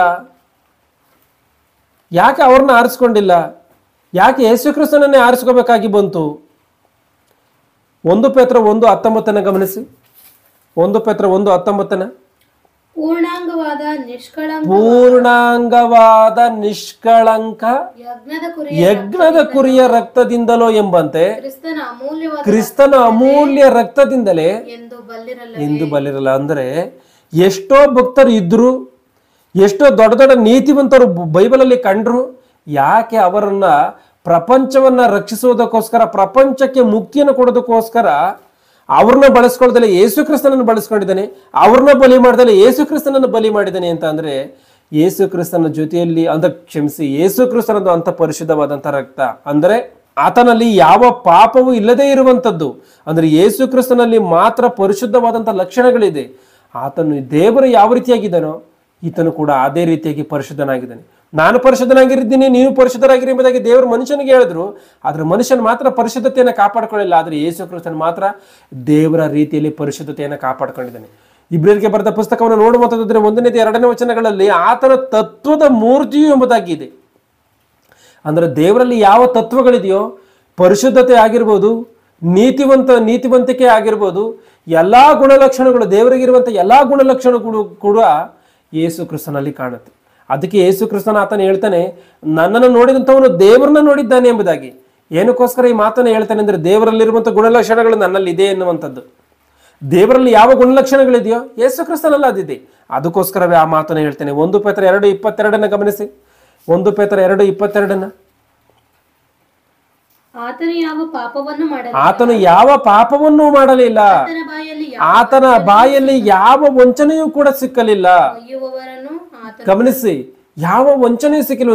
ಮನುಷ್ಯನು ನಾಲಿಗೆಯ ಮೂಲಕವಾಗಿ ಮಾತನಾಡುವಂತ ಮಾತುಗಳು, ಮನುಷ್ಯನ ನಾಲಿಗೆಯ ತಪ್ಪಿ ಮಾತನಾಡುವಂತ ಮಾತುಗಳು, ಮನುಷ್ಯನ ನಾಲಿಗೆಯ ಮೂಲಕವಾಗಿ ಮಾಡುವಂತ ಎಷ್ಟೋ ಅಪರಾಧಗಳು ದಿನ ಬೆಳಗ್ಗೆ ಎದ್ರೆ ಬೆಳಗ್ಗೆಯಿಂದ ಸಂಜೆವರೆಗೂ ಇರ್ತದೆ. ಗಮನಿಸಿ, ಇಂಥ ಒಂದು ದೋಷಗಳಲ್ಲಿ ಮನುಷ್ಯನು ಬದುಕ್ತಾ ಇದ್ದಾನೆ. ಆದರೆ ಯೇಸು ಕ್ರಿಸ್ತನಲ್ಲಿ ಇಂಥ ದೋಷಗಳಲ್ಲಿ ಬದುಕಿಲ್ಲ. ಆತನು ಬದುಕಿದಂಥ 33 ವರ್ಷಗಳ ಕಾಲವೂ ಕೂಡ ಯಾವ ಪಾಪವನ್ನು ಮಾಡದಂಥ ರೀತಿಯಲ್ಲಿ ಈ ಭೂಮಿ ಮೇಲೆ ಪರಿಶುದ್ಧವಾಗಿ ಬದುಕಿದ್ದಾನೆ. ಅದಕ್ಕೋಸ್ಕರವೇ ದೇವರು ಆತನನ್ನು ಆರಿಸ್ಕೊಂಡಿದ್ದಾನೆ. ಆತನೇ ಲೋಕ ರಕ್ಷಕನು ಎಂಬುದಾಗಿ. ಈ ಲಕ್ಷಣಗಳು ಭೂಮಿ ಮೇಲೆ ಇರುವಂಥ ಯಾವ ಮನುಷ್ಯನಿಗಾದ್ರೂ ಇದೆಯಾ ಎಂಬುದಾಗಿ ನೋಡುವಂಥದ್ದಾದ್ರೆ ಯಾವ ಮನುಷ್ಯನಿಗೂ ಕೂಡ ಇಲ್ಲ, ಯೇಸು ಕ್ರಿಸ್ತನನ್ನು ಹೊರತುಪಡಿಸಿ. ಈ ರೀತಿಯಾಗಿ ಪರಿಶುದ್ಧನಾಗಿ ಬದುಕುವಂತವನು ಯೇಸು ಕ್ರಿಸ್ತನು ಮಾತ್ರವೇ. ರೋಮಪುರದವರಿಗೆ ಬರೆದ ಪುಸ್ತಕ 3ನೇ ಅಧ್ಯಾಯ 11ನೇ ವಚನ. ನೀತಿವಂತನೂ ಇಲ್ಲ, ಒಬ್ಬನಾದರೂ ಇಲ್ಲ. ಗಮನಿಸಿ, ನೀತಿವಂತನೂ ಇಲ್ಲ, ಒಬ್ಬನಾದರೂ ಇಲ್ಲ. ಆದಾಮನಾಗಿರ್ಬೋದು, ಮೋಶೆ ಆಗಿರ್ಬೋದು, ಅಬ್ರಹಾಮನಾಗಿರ್ಬೋದು, ದಾವೀದನಾಗಿರ್ಬೋದು, ಸೊಲೊಮೋನನಾಗಿರ್ಬೋದು, ಯಾರೇ ಆಗಿರ್ಬೋದು, ಇವರೆಲ್ಲರೂ ಕೂಡ ಯಾವುದೋ ಒಂದು ತಪ್ಪಿನಲ್ಲಿ ಸಿಕ್ಕಿದಂಥವ್ರೆ, ಯಾವುದೋ ಒಂದು ದೋಷದಲ್ಲಿ ಸಿಕ್ಕಿದಂಥವ್ರೆ, ಯಾವುದೊಂದು ದೋಷಗಳನ್ನು ಮಾಡಿದಂಥವ್ರೆ. ಇವರು ಒಂದು ವೇಳೆ ದೋಷ ಮಾಡಲಿಲ್ಲ ಎಂಬುದಾಗಿ ನೋಡುವಂಥದ್ದಾದ್ರೆ ರೋಮಪುರದವರಿಗೆ ಬರೆದ ಪತ್ರಿಕೆ 3:23 ಏನಿದೆ? ಎಲ್ಲರೂ ಪಾಪವನ್ನು ಮಾಡಿ ಎಂಬುದಾಗಿ ಇದೆ. ಎಲ್ಲರೂ ಪಾಪವನ್ನು ಮಾಡಿ ದೇವರ ಮಹಿಮೆಯನ್ನು ಹೊಂದದೆ ಹೋಗಿದ್ದಾರೆ ಅಂತ. ಅಂದ್ರೆ ಬೈಬಲ್ ಸುಳ್ಳಾಗ್ತಾ ಇತ್ತು. ಇವರು ಒಂದು ವೇಳೆ ಆಗಿರುವಂಥ ಕಾರಣ ಇವರಲ್ಲಿ ತಪ್ಪಿದೆ ಎನ್ನುವಂಥದ್ದನ್ನು ಸ್ಪಷ್ಟವಾಗಿ ಅರ್ಥ ಮಾಡಿಕೊಳ್ಳಬೇಕು. ಆದಾಮನು ತಪ್ಪು ಮಾಡಿದ ತಕ್ಷಣವೇ ಯಾಕೆ ಯೇಸು ಕ್ರಿಸ್ತನನ್ನು ಕಳಿಸಿಕೊಳ್ಳಿಲ್ಲ? ಇದನ್ನ ಗಮನಿಸ್ಬೇಕು ನಾವು. ಯೇಸು ಕ್ರಿಸ್ತನು 2000 ವರ್ಷಗಳ ಹಿಂದೆ ಯೇಸು ಕ್ರಿಸ್ತನು ಬಂದಿದ್ದಾನೆ. ಆದರೆ ಆದಾಮನು ತಪ್ಪು ಮಾಡಿದಂಥ ಸಮಯ ಏನಿತ್ತೋ ಆ ಕ್ಷಣದಲ್ಲೇ ಯೇಸು ಕ್ರಿಸ್ತನನ್ನು ಕಳಿಸಿಕೊಟ್ಟು ಆ ಕ್ಷಣದಲ್ಲೇ ಪಾಪ ಪರಿಹಾರ ಅರ್ಥವನ್ನ ಮಾಡಿದ್ರೆ ಇವತ್ತಿಗೆ ಎಷ್ಟೋ ಜನ ನರಕಕ್ಕೆ ಹೋಗುವಂಥವ್ರು ತಪ್ಪಾರಲ್ಲ ಎಂಬುದಾಗಿ ನಾವು ಆಲೋಚನೆ ಮಾಡ್ಬೋದು. ಆದರೆ ಎಲ್ಲದಕ್ಕೂ ಕೂಡ ಒಂದು ಸಮಯ ಎನ್ನುವಂಥದ್ದು ಇದೆ. ಯಾಕೆಂದ್ರೆ ಯೇಸು ಕ್ರಿಸ್ತನೇನೋ ಸಾಮಾನ್ಯವಾದಂಥ ವ್ಯಕ್ತಿಯಲ್ಲ. ಆತನು 3 ಲೋಕಗಳ ಮೇಲೆ ಅಧಿಕಾರಿ. ಆತನು ಯಾವ ಸಮಯದಲ್ಲಿ ಬರಬೇಕು ಎನ್ನುವಂಥದ್ದು ಕೂಡ ದೇವರ ಅನಾದಿ ಸಂಕಲ್ಪ ಇದೆ. ಆ ಮಾತನ್ನು ಗಮನಿಸಿ. ಅಪೊಸ್ತಲರ ಕೃತ್ಯಗಳು 3:21 ಗಮನಿಸಿ. ಆದರೆ ಸಮಸ್ತವನ್ನು ಸರಿ ಮಾಡುವ ಕಾಲ, ಗಮನಿಸಿ, ಸಮಸ್ತವನ್ನು ಸರಿ ಮಾಡುವ ಕಾಲ. ಯೇಸು ಕ್ರಿಸ್ತನು ಯಾವ ಕಾಲದಲ್ಲಿ ಈ ಭೂಮಿ ಮೇಲೆ ಬರಬೇಕೋ ಆ ಕಾಲದಲ್ಲೇ ಬರಬೇಕು. ಆತನ ಸಾಮಾನ್ಯವಾದಂಥ ವ್ಯಕ್ತಿ ಅಲ್ಲ. ಯಾವಾಗ ದೇವರ ಪ್ರಣಾಳಿಕೆ ಇದೆಯೋ ಆ ಪ್ರಣಾಳಿಕೆ ತಕ್ಕಂತೆ ಆತನ ಇಲ್ಲಿಗೆ ಭೂಮಿ ಮೇಲೆ ಬಂದಿದ್ದಾನೆ. ಮತ್ತೆ 1 ಪೇತ್ರ 1:20-21 1 ಪೇತ್ರ 1ನೇ ಅಧ್ಯಾಯ 20ನೇ ವಚನ 21ನೇ ವಚನವನ್ನ ಆತನ ಜಗದುತ್ಪತ್ತಿಗೆ ಆತನೇ ಜಗದುತ್ಪತ್ತಿಗೆ ಮೊದಲೇ ಗೊತ್ತು ಮಾಡಲ್ಪಟ್ಟು, ಜಗತ್ತು ಉಂಟಾಗ್ಲಾರದ ಮೊದಲೇ ಗೊತ್ತು ಮಾಡಲ್ಪಟ್ಟಿದ್ದಾನೆ. ನಾನು ಜಗತ್ತನ್ನು ಉಂಟು ಮಾಡ್ತೀನಿ, ಮನುಷ್ಯರನ್ನ ಉಂಟು ಮಾಡ್ತೀನಿ, ಮನುಷ್ಯನ ಪಾಪವನ್ನು ಮಾಡ್ತಾನೆ, ಆ ಪಾಪಕ್ಕೆ ತಕ್ಕಂತೆ ನೀನು ಒಂದಿನ ಹೋಗಿ ಬಲಿಯಾಗಬೇಕು ಯೇಸು ಕ್ರಿಸ್ತನ ವಿಷಯದಲ್ಲಿ ಎಂಬುದಾಗಿ ದೇವರ ಅನಾದಿ ಸಂಕಲ್ಪವಿದೆ. ಜಗದುತ್ಪತ್ತಿಗೆ ಮೊದಲೇ ಗೊತ್ತು ಮಾಡಲ್ಪಟ್ಟು ಅಂತ್ಯಕಾಲದಲ್ಲಿ ಅಂದ್ರೆ ಯಾವ ಕಾಲದಲ್ಲಿ ಯೇಸು ಕ್ರಿಸ್ತನ ಭೂಮಿ ಮೇಲೆ ಬರಬೇಕು, ಇದು ದೇವರ ಪ್ರಣಾಳಿಕೆ. ಇವತ್ತು ಒಬ್ಬರು ಮುಖ್ಯಮಂತ್ರಿ ಇದ್ದಾರೆ ಅಂದ್ಕೊಳ್ಳಿ, ಆ ಮುಖ್ಯಮಂತ್ರಿಯವರು ಪ್ರತಿ ಚಿಕ್ಕ ಕೆಲಸಕ್ಕೂ ಕೂಡ ಎಲ್ಲ ಕಡೆ ಹೋಗ್ತಾರ, ಪ್ರತಿ ಚಿಕ್ಕ ಕೆಲಸಕ್ಕೂ ಕೂಡ ಎಲ್ಲ ಕಡೆ ಹೋಗಲ್ಲ. ಇವತ್ತು ಅವರೆಲ್ಲ ಒಂದ್ ಕಡೆ ಯಾವುದೋ ಒಂದು ಕೆಲಸದ ನಿಮಿತ್ತವಾಗಿ ಬರ್ತಾರೆ ಅಂದ್ರೆ ಅದು ದೊಡ್ಡ ಕೆಲಸವಾಗಿದ್ರೆ ಮಾತ್ರವೇ, ದೊಡ್ಡ ಕೆಲಸವಾಗಿದ್ರೆ ಬರ್ತಾರೆ ಹೊರತು ಚಿಕ್ಕ ಕೆಲಸಕ್ಕೆಲ್ಲ ಬರಲ್ಲ. ಆದ್ರೆ ಆ ರೀತಿಯಾಗಿ ಒಬ್ಬ ಚಿಕ್ಕ ಮುಖ್ಯಮಂತ್ರಿನ ಈ ರೀತಿಯಾದಂಥ ರೀತಿಯಲ್ಲಿ ಇದ್ರೆ 3 ಲೋಕಗಳಿಗೆ ಒಡೆಯನು, 3 ಲೋಕಗಳನ್ನು ನಿರ್ಮಾಣ ಮಾಡೋದಕ್ಕೆ ಕಾರಣನಾಗಿರುವಂಥ ಯೇಸು ಕ್ರಿಸ್ತನು ಆತನ ಚಿಕ್ಕ ಚಿಕ್ಕ ಕೆಲಸಕ್ಕೂ ಕೂಡ ಬರ್ತಾನೆ. ಕೆಲವರು ಅಮಾಯಕರು ಏನ್ ಅಂದ್ಕೊಂಡಿದ್ದಾರೆ ಅಂದ್ರೆ ಎಲಿಯನ್ ಹೋಗಿ ಜಾಲೆ ಮರದ ಕೆಳಗೆ ಮಲಕೊಂಡಿದ್ದಂಥ ಸಮಯದಲ್ಲಿ ಎಬ್ಬಿಸಿರುವಂಥವನು ಯೇಸು ಕ್ರಿಸ್ತನೇ ಎಂಬುದಾಗಿ ಕೆಲವರು ಹೇಳ್ತಾರೆ. ಯೇಸು ಕ್ರಿಸ್ತನು ಈ ಭೂಮಿ ಮೇಲೆ ಬರಬೇಕು ಅಂದ್ರೆ ಬಲವಾದಂಥ ಕಾರಣ ಇರಬೇಕು. ಗಮನಿಸಿ, ಆ ರೀತಿಯಾಗಿ ಕೋಟ್ಯಾನುಕೋಟಿ ಮಂದಿ ದೇವದೂತರಿದ್ದಾರೆ, ಅವರೆಲ್ಲರೂ ಕೂಡ ದೇವರು ಹೇಳಿದಂಥ ಕೆಲಸವನ್ನ ಮಾಡ್ತಾರೆ. ಪ್ರತಿಯೊಂದಕ್ಕೂ ಕೂಡ ಯೇಸು ಕ್ರಿಸ್ತನು ಬರುವಂತ ಅಗತ್ಯತೆ ಇಲ್ಲ. ಆಗಿರುವಂತ ಕಾರಣ ಯೇಸು ಕ್ರಿಸ್ತನು ಬರಬೇಕು ಅಂದ್ರೆ ಬಲವಾದಂಥ ಕಾರಣ ಇದೆ, ಬಲವಾದಂಥ ಕಾರಣ ಇರಬೇಕು. ಮತ್ತೆ ಸಮಯವು, ದೇವರ ಒಂದು ಸಮಯವು ಬರಬೇಕು. ಗಲಾತ್ಯದವರಿಗೆ ಬರೆದ ಪುಸ್ತಕ 4ನೇ ವಚನವನ್ನು ಗಮನಿಸಿ. ಆದರೆ ಕಾಲವು ಪರಿಪೂರ್ಣವಾದಾಗ ದೇವರು ತನ್ನ ಮಗನನ್ನು ಕಳುಹಿಸಿಕೊಟ್ಟನು. ಕಾಲವು ಪರಿಪೂರ್ಣವಾದಾಗ, ಗಮನಿಸಿ, ಕಾಲವು ಪರಿಪೂರ್ಣವಾದಾಗ ದೇವರು ತನ್ನ ಮಗನನ್ನು ಕಳುಹಿಸಿಕೊಟ್ಟನು. ಅಂದ್ರೆ ಧರ್ಮಶಾಸ್ತ್ರಕ್ಕೆ ಒಳಪಟ್ಟಂತ ಇಸ್ರಾಯೇಲ್ಯರನ್ನ ಮತ್ತೆ ಅನ್ಯರ ಮಧ್ಯದಲ್ಲಿ ಅಡ್ಡಗೋಡೆಯಾಗಿದ್ದಂಥ ಧರ್ಮಶಾಸ್ತ್ರವನ್ನ ನೆರವೇರಿಸಿ ರದ್ದುಗೊಳಿಸಿ ಇವರಿಬ್ಬರನ್ನು ಕೂಡ ಒಂದು ಮಾಡಿ ದೇವರೊಟ್ಟಿಗೆ ಸೇರಿಸಬೇಕು ಅಂತನ ಕಾಲವು ಪರಿಪೂರ್ಣವಾದಂಥ ಸಮಯದಲ್ಲಿ ಯೇಸು ಕ್ರಿಸ್ತನು ಭೂಮಿ ಮೇಲೆ ಬಂದಿದ್ದಾನೆ. ಅದಕ್ಕೇನೆ ಇಬ್ರಿಯರಿಗೆ ಬರೆದ ಪುಸ್ತಕ 10ನೇ ಅಧ್ಯಾಯ 5ನೇ ವಚನದಲ್ಲಿ ಈ ಮಾತನ್ನು ಹೇಳುವಂಥದ್ದು. ಇಬ್ರಿಯರಿಗೆ ಬರೆದ ಪುಸ್ತಕ 10ನೇ ಅಧ್ಯಾಯ 5ನೇ ವಚನವನ್ನು ಗಮನಿಸಿ. ಮತ್ತೆ ಆದದರಿಂದ ಕ್ರಿಸ್ತನು ಭೂಲೋಕದೊಳಗೆ ಬರುವಾಗ ದೇವರೇ ಆದದರಿಂದ ಕ್ರಿಸ್ತನು ಭೂಲೋಕದೊಳಗೆ ಬರುವಾಗ ಅಂದ್ರೆ ಅನ್ಯರನ್ನ ಇಸ್ರಾಯೇಲರನ್ನ ಇವರೆಲ್ಲರನ್ನು ಕೂಡ ಒಂದು ಮಾಡಿ ದೇವರೊಟ್ಟಿಗೆ ಸೇರಿಸುವುದಕ್ಕೆ, ದೇವರಲ್ಲೇ ಸೇರಿಸುವುದಕ್ಕೆ, ಧರ್ಮಶಾಸ್ತ್ರ ನೆರವೇರಿಸುವುದಕ್ಕೆ, ಆ ದೈವ ಕಾರ್ಯಕ್ರಮವನ್ನು ನೆರವೇರಿಸುವುದಕ್ಕೋಸ್ಕರ ಆತನು ಭೂಲೋಕದಲ್ಲಿ ಬರುವಂತ ಸಮಯದಲ್ಲಿ ಈ ಮಾತುಗಳನ್ನು ಹೇಳ್ತಾನೆ. ದೇವರ ಯಜ್ಞ ನೈವೇದ್ಯಗಳು ನನಗೆ ಇಷ್ಟವಾಗಿರಲಿಲ್ಲ, ಅದಕ್ಕೋಸ್ಕರವೇ ನನಗೆ ದೇಹವನ್ನು ಸಿದ್ಧ ಮಾಡಿ ಕೊಟ್ಟಿದೆಯಾ ಅಂತ. ಕುರಿಗಳ ಒಂದು ರಕ್ತದಲ್ಲಿ ದೇವರು ಸಂತೋಷ ಪಡುವಂತವನಾಗಿದ್ರೆ ಯೇಸು ಕ್ರಿಸ್ತನ ಭೂಮಿ ಮೇಲೆ ಬರುವಂತ ಅವಶ್ಯಕತೆ ಇರಲಿಲ್ಲ. ಆದ್ರೆ ದೇವರಿಗೆ ಅದು ಇಷ್ಟ ಇಲ್ಲ. ಮನುಷ್ಯನು ಬದಲಾಗಬೇಕು ಅಂತ ಹೇಳಿ ಆಜ್ಞೆ ಕೊಟ್ಟಿದ್ದಾನೆ ಹೊರತು ಓರಿಕರೆಗಳ ರಕ್ತವನ್ನು ಕುಡಿಯೋದಕ್ಕೋಸ್ಕರ ದೇವರಂತ ಆಜ್ಞೆಯನ್ನ ಕೊಟ್ಟಿಲ್ಲ. ಆದ್ರೆ ಯಾವಾಗ ಮನುಷ್ಯನು ಅದನ್ನ ಪಾಪವನ್ನು ಬಿಡ್ಲಿಲ್ವೋ ಯೇಸು ಕ್ರಿಸ್ತನು ಒಬ್ಬನನ್ನೇ ಶಾಶ್ವತವಾದಂಥ ರೀತಿಯಲ್ಲಿ ಪರಿಹಾರ ಉಂಟಾಗುವಂತ ರೀತಿಯಲ್ಲಿ ಒಂದೇ ಸಾರಿ ಆತನು ಕಳಿಸಿಕೊಟ್ಟಿದ್ದಾನೆ. ಯಾಕೆ ಅಂತಂದ್ರೆ ಈ ಒಂದು ಪ್ರಾಣಿ ಪಕ್ಷಿಗಳ ರಕ್ತದಿಂದ ಮನುಷ್ಯನ ಪಾಪ ಪರಿಹಾರ ಎನ್ನುವಂಥದ್ದು ಅಸಾಧ್ಯ. ಇದನ್ನು ಗಮನಿಸಿ. ಇವತ್ತು ಮನುಷ್ಯನು ಇವತ್ತು ಕೆಲವರು ಏನಂತ್ಕೊಂಡಿದ್ದಾರೆ ಅಂದ್ರೆ ಅಲ್ಲಿ ರಕ್ತ ಸುರಿಯೋದ್ರಿಂದನೇ ತಾನೇ ಪಾಪ ಪರಿಹಾರ ಆಗ್ತಾ ಇತ್ತು ಅಂತನ. ಇವತ್ತು ರಕ್ತ ಸುರಿದ್ರೆ ದೇವರು ಕುಡಿಯಲ್ಲ ಎಂಬುದಾಗಿ ಓದ್ಕೊಂಡಿದೀವಿ. ಮತ್ತೆ ಯಾವ ರೀತಿಯಾಗಿ ಪರಿಹಾರ ಆಗ್ತಿತ್ತು? ಯಾವಾಗ ಒಬ್ಬ ಮನುಷ್ಯನು ಪಾಪವನ್ನು ಮಾಡಿ ಪ್ರಾಣಿನ ತೆಗೆದುಕೊಂಡು ಹೋಗಿ ಕುಯ್ದು ರಕ್ತವನ್ನು ಸುರಿದು ಸ್ವಾಮಿ ನಾನು ತಪ್ಪನ್ನ ಮಾಡಿದ್ದೀನಿ, ನಾನು ಕ್ಷಮಿಸು ಎಂಬುದಾಗಿ ಈತನು ಪಶ್ಚಾತ್ತಾಪ ಪಡ್ತಾ ಇದ್ನೋ, ಆತನಿಗೋಸ್ಕರ ಪರಿಶುದ್ಧನಾದಂಥ ಯಾಜಕನ ಯಾವ ರೀತಿಯಾಗಿ ದೇವರಿಗೆ ಪ್ರಾರ್ಥನೆಯನ್ನು ಮಾಡ್ತಾ ಇದ್ನೋ, ಆ ಒಂದು ದೇವರು ಅದನ್ನ ಗಮನಿಸಿ ದೇವ್ರೇನ್ ಮಾಡ್ತಾ ಇದ್ರು, ಅವನ ಪಾಪವನ್ನು ಪರಿಹಾರ ಮಾಡ್ತಾ ಇದ್ರೆ ಹೊರತು ದೇವರಿಗೆ ಈ ರಕ್ತ ಅಂದ್ರೆ ಇಷ್ಟ ಇಲ್ಲ. ಯಾಕೆ ಅಂತಂದ್ರೆ ಶರೀರವಿಲ್ಲದೆ ಇರುವಂತ ದೇವರು ಈ ಒಂದು ರಕ್ತವನ್ನು ಕುಡಿಯೋದಕ್ಕೆ ಯಾವ ರೀತಿಯಾಗಿ ಸಾಧ್ಯ? ಆಗಿರುವಂತ ಕಾರಣ ರಕ್ತಕ್ಕೆ ಮೆಚ್ಚುವಂತವನಲ್ಲ. ಯೇಸು ಕ್ರಿಸ್ತನ ಒಂದು ಬಲಿಯಲ್ಲಿ ಲೋಕ ಪಾಪ ಪರಿಹಾರಾರ್ಥವೂ ಇದೆ. ಇಬ್ರಿಯರಿಗೆ ಬರೆದ ಪುಸ್ತಕ 10:6-7 ಗಮನಿಸಿ. ಇಬ್ರಿಯರಿಗೆ ಬರೆದ ಪುಸ್ತಕ 10:6-7 ಸರ್ವಾಂಗ ಹೋಮಗಳಲ್ಲಿಯೂ ದೋಷ ಪರಿಹಾರಕ ಯಜ್ಞಗಳಲ್ಲಿಯೂ ನೀನು ಸಂತೋಷ ಪಡಲಿ. ಆಗ ನಾನು ಇಗೋ ದೇವರೇ ನಿನ್ನ ಚಿತ್ತವನ್ನು ನೆರವೇರಿಸುವುದಕ್ಕೆ ಆಗ ಇಗೋ ದೇವರೇ ನಿನ್ನ ಚಿತ್ತವನ್ನು ನೆರವೇರಿಸುವುದಕ್ಕೆ ಬಂದಿದ್ದೇನೆ. ಗ್ರಂಥದ ಸುರುಳಿಯಲ್ಲಿ ನನ್ನನ್ನು ಗ್ರಂಥದ ಸುರುಳಿಯಲ್ಲಿ ನನ್ನನ್ನು ಕುರಿತು ಬರುತ್ತದೆ, ಗ್ರಂಥದ ಸುರುಳಿಯಲ್ಲಿ ನನ್ನನ್ನು ಕುರಿತು ಬರುತ್ತದೆ ಎಂಬುದಾಗಿ ಹೇಳ್ತಾ ಇದ್ದೇನೆ. ಅಂದ್ರೆ ಗ್ರಂಥದ ಸುರುಳಿಯಲ್ಲಿ ಏನಂತ ಬರೆದಿದೆ? ಯೇಸು ಕ್ರಿಸ್ತನ ವಿಚಾರದಲ್ಲಿ ಗ್ರಂಥದ ಸುರುಳಿಯಲ್ಲಿ ಏನಂತ ಬರೆದಿದೆಯೋ ಒಂದು ಸಾರಿ ಯೆಶಾಯನ ಗ್ರಂಥ 53ನೇ ಅಧ್ಯಾಯ 5ನೇ ವಚನದಿಂದ ಗಮನಿಸಿ. ನಮ್ಮ ದ್ರೋಹಗಳ ದೆಸೆಯಿಂದ ನಮ್ಮ ದ್ರೋಹಗಳ ದೆಸೆಯಿಂದ ಅವನಿಗೆ ಗಾಯವಾಯಿತು, ನಮ್ಮ ಅಪರಾಧಗಳ ನಿಮಿತ್ತ ಅವನು ಜಜ್ಜಲ್ಪಟ್ಟನು, ನಮಗೆ ಸುಕ್ಷೇಮವನ್ನು ಉಂಟು ಮಾಡುವ ದಂಡನೆಯನ್ನು ಅವನು ಅನುಭವಿಸಿದನು, ಅವನ ಬಾಸುಂಡೆಗಳಿಂದ ನಮಗೆ ಗುಣವಾಯಿತು. ನಾವೆಲ್ಲರೂ ಕುರಿಗಳಂತೆ 10ನೇ ವಚನದವರೆಗೂ. ನಾವೆಲ್ಲರೂ ಕುರಿಗಳಂತೆ ದಾರಿ ತಪ್ಪಿ ತೊಳಲುತ್ತಿದ್ದೆವು, ಪ್ರತಿಯೊಬ್ಬನು ತನ್ನ ದಾರಿಯನ್ನು ಹಿಡಿಯುತ್ತಿದ್ದನು. ನಮ್ಮೆಲ್ಲರ ದೋಷ ಫಲವನ್ನು ಯೆಹೋವನು ಅವನ ಮೇಲೆ ಹಾಕಿದನು. ಅವನು ಬಾಧೆಗೆ ಒಳಗಾಗಿ ತನ್ನನ್ನು ತಗ್ಗಿಸಿಕೊಂಡನು, ಬಾಯಿ ತೆರೆಯಲಿಲ್ಲ. ಮಧ್ಯಸ್ಥಾನಕ್ಕೆ ಒಯ್ಯಲ್ಪಡುವ ಕುರಿಮರಿಯಂತೆ ಉಣ್ಣೆ ಕತ್ತರಿಸುವವನ ಮುಂದೆ ಮೌನವಾಗಿರುವ ಕುರಿಯ ಹಾಗೆ ಇದ್ದನು, ಬಾಯಿ ತೆರೆಯಲೇ ಇಲ್ಲ. ಅಂದ್ರೆ ಹಿಂಸೆಯ ನ್ಯಾಯದಿಂದ ಕೊಲ್ಲಲ್ಪಟ್ಟನು. ಆಹಾ, ಇವನು ಜೀವಲೋಕದಿಂದ ಕೀಳಲ್ಪಟ್ಟಿದ್ದಾನೆ. ನಮ್ಮ ಜನಗಳ ದ್ರೋಹಗಳ ದೆಸೆಯಿಂದ ಈ ಪೆಟ್ಟು ಅವನ ಮೇಲೆ ಬಿತ್ತಲ್ಲ. ಗಮನಿಸಿ, ಅಂದ್ರೆ ಲೋಕ ಪಾಪ ಪರಿಹಾರಕ್ಕೋಸ್ಕರ ಮನುಷ್ಯರು ನಿತ್ಯ ಜೀವಕ್ಕೆ ಹೋಗ್ಬೇಕು ಅಂತ ಅಂದ್ರೆ, ಮನುಷ್ಯನು ಶಾಶ್ವತವಾದಂತ ರೀತಿಯಲ್ಲಿ ದೇವರ ಬಳಿಗೆ ಸೇರ್ಬೇಕು ಅಂದ್ರೆ ಯೇಸು ಕ್ರಿಸ್ತನು ಬಲಿಯಾಗಬೇಕು ಎಂಬುದಾಗಿ ದೇವರು ಮೊದಲೇ ಪ್ರವಾದನೆಯನ್ನು ಮಾಡಿದ್ದಾನೆ. ಅಂದ್ರೆ ಬರೆಸಿದ್ದಾನೆ ಮೊದಲೇನೆ. ಯೇಸು ಕ್ರಿಸ್ತನ ವಿಚಾರದಲ್ಲಿ ಶಾಸ್ತ್ರಗಳಲ್ಲಿ ಮೊದಲೇ ಬರೆಯಲ್ಪಟ್ಟಿದೆ. ಏನಂತ?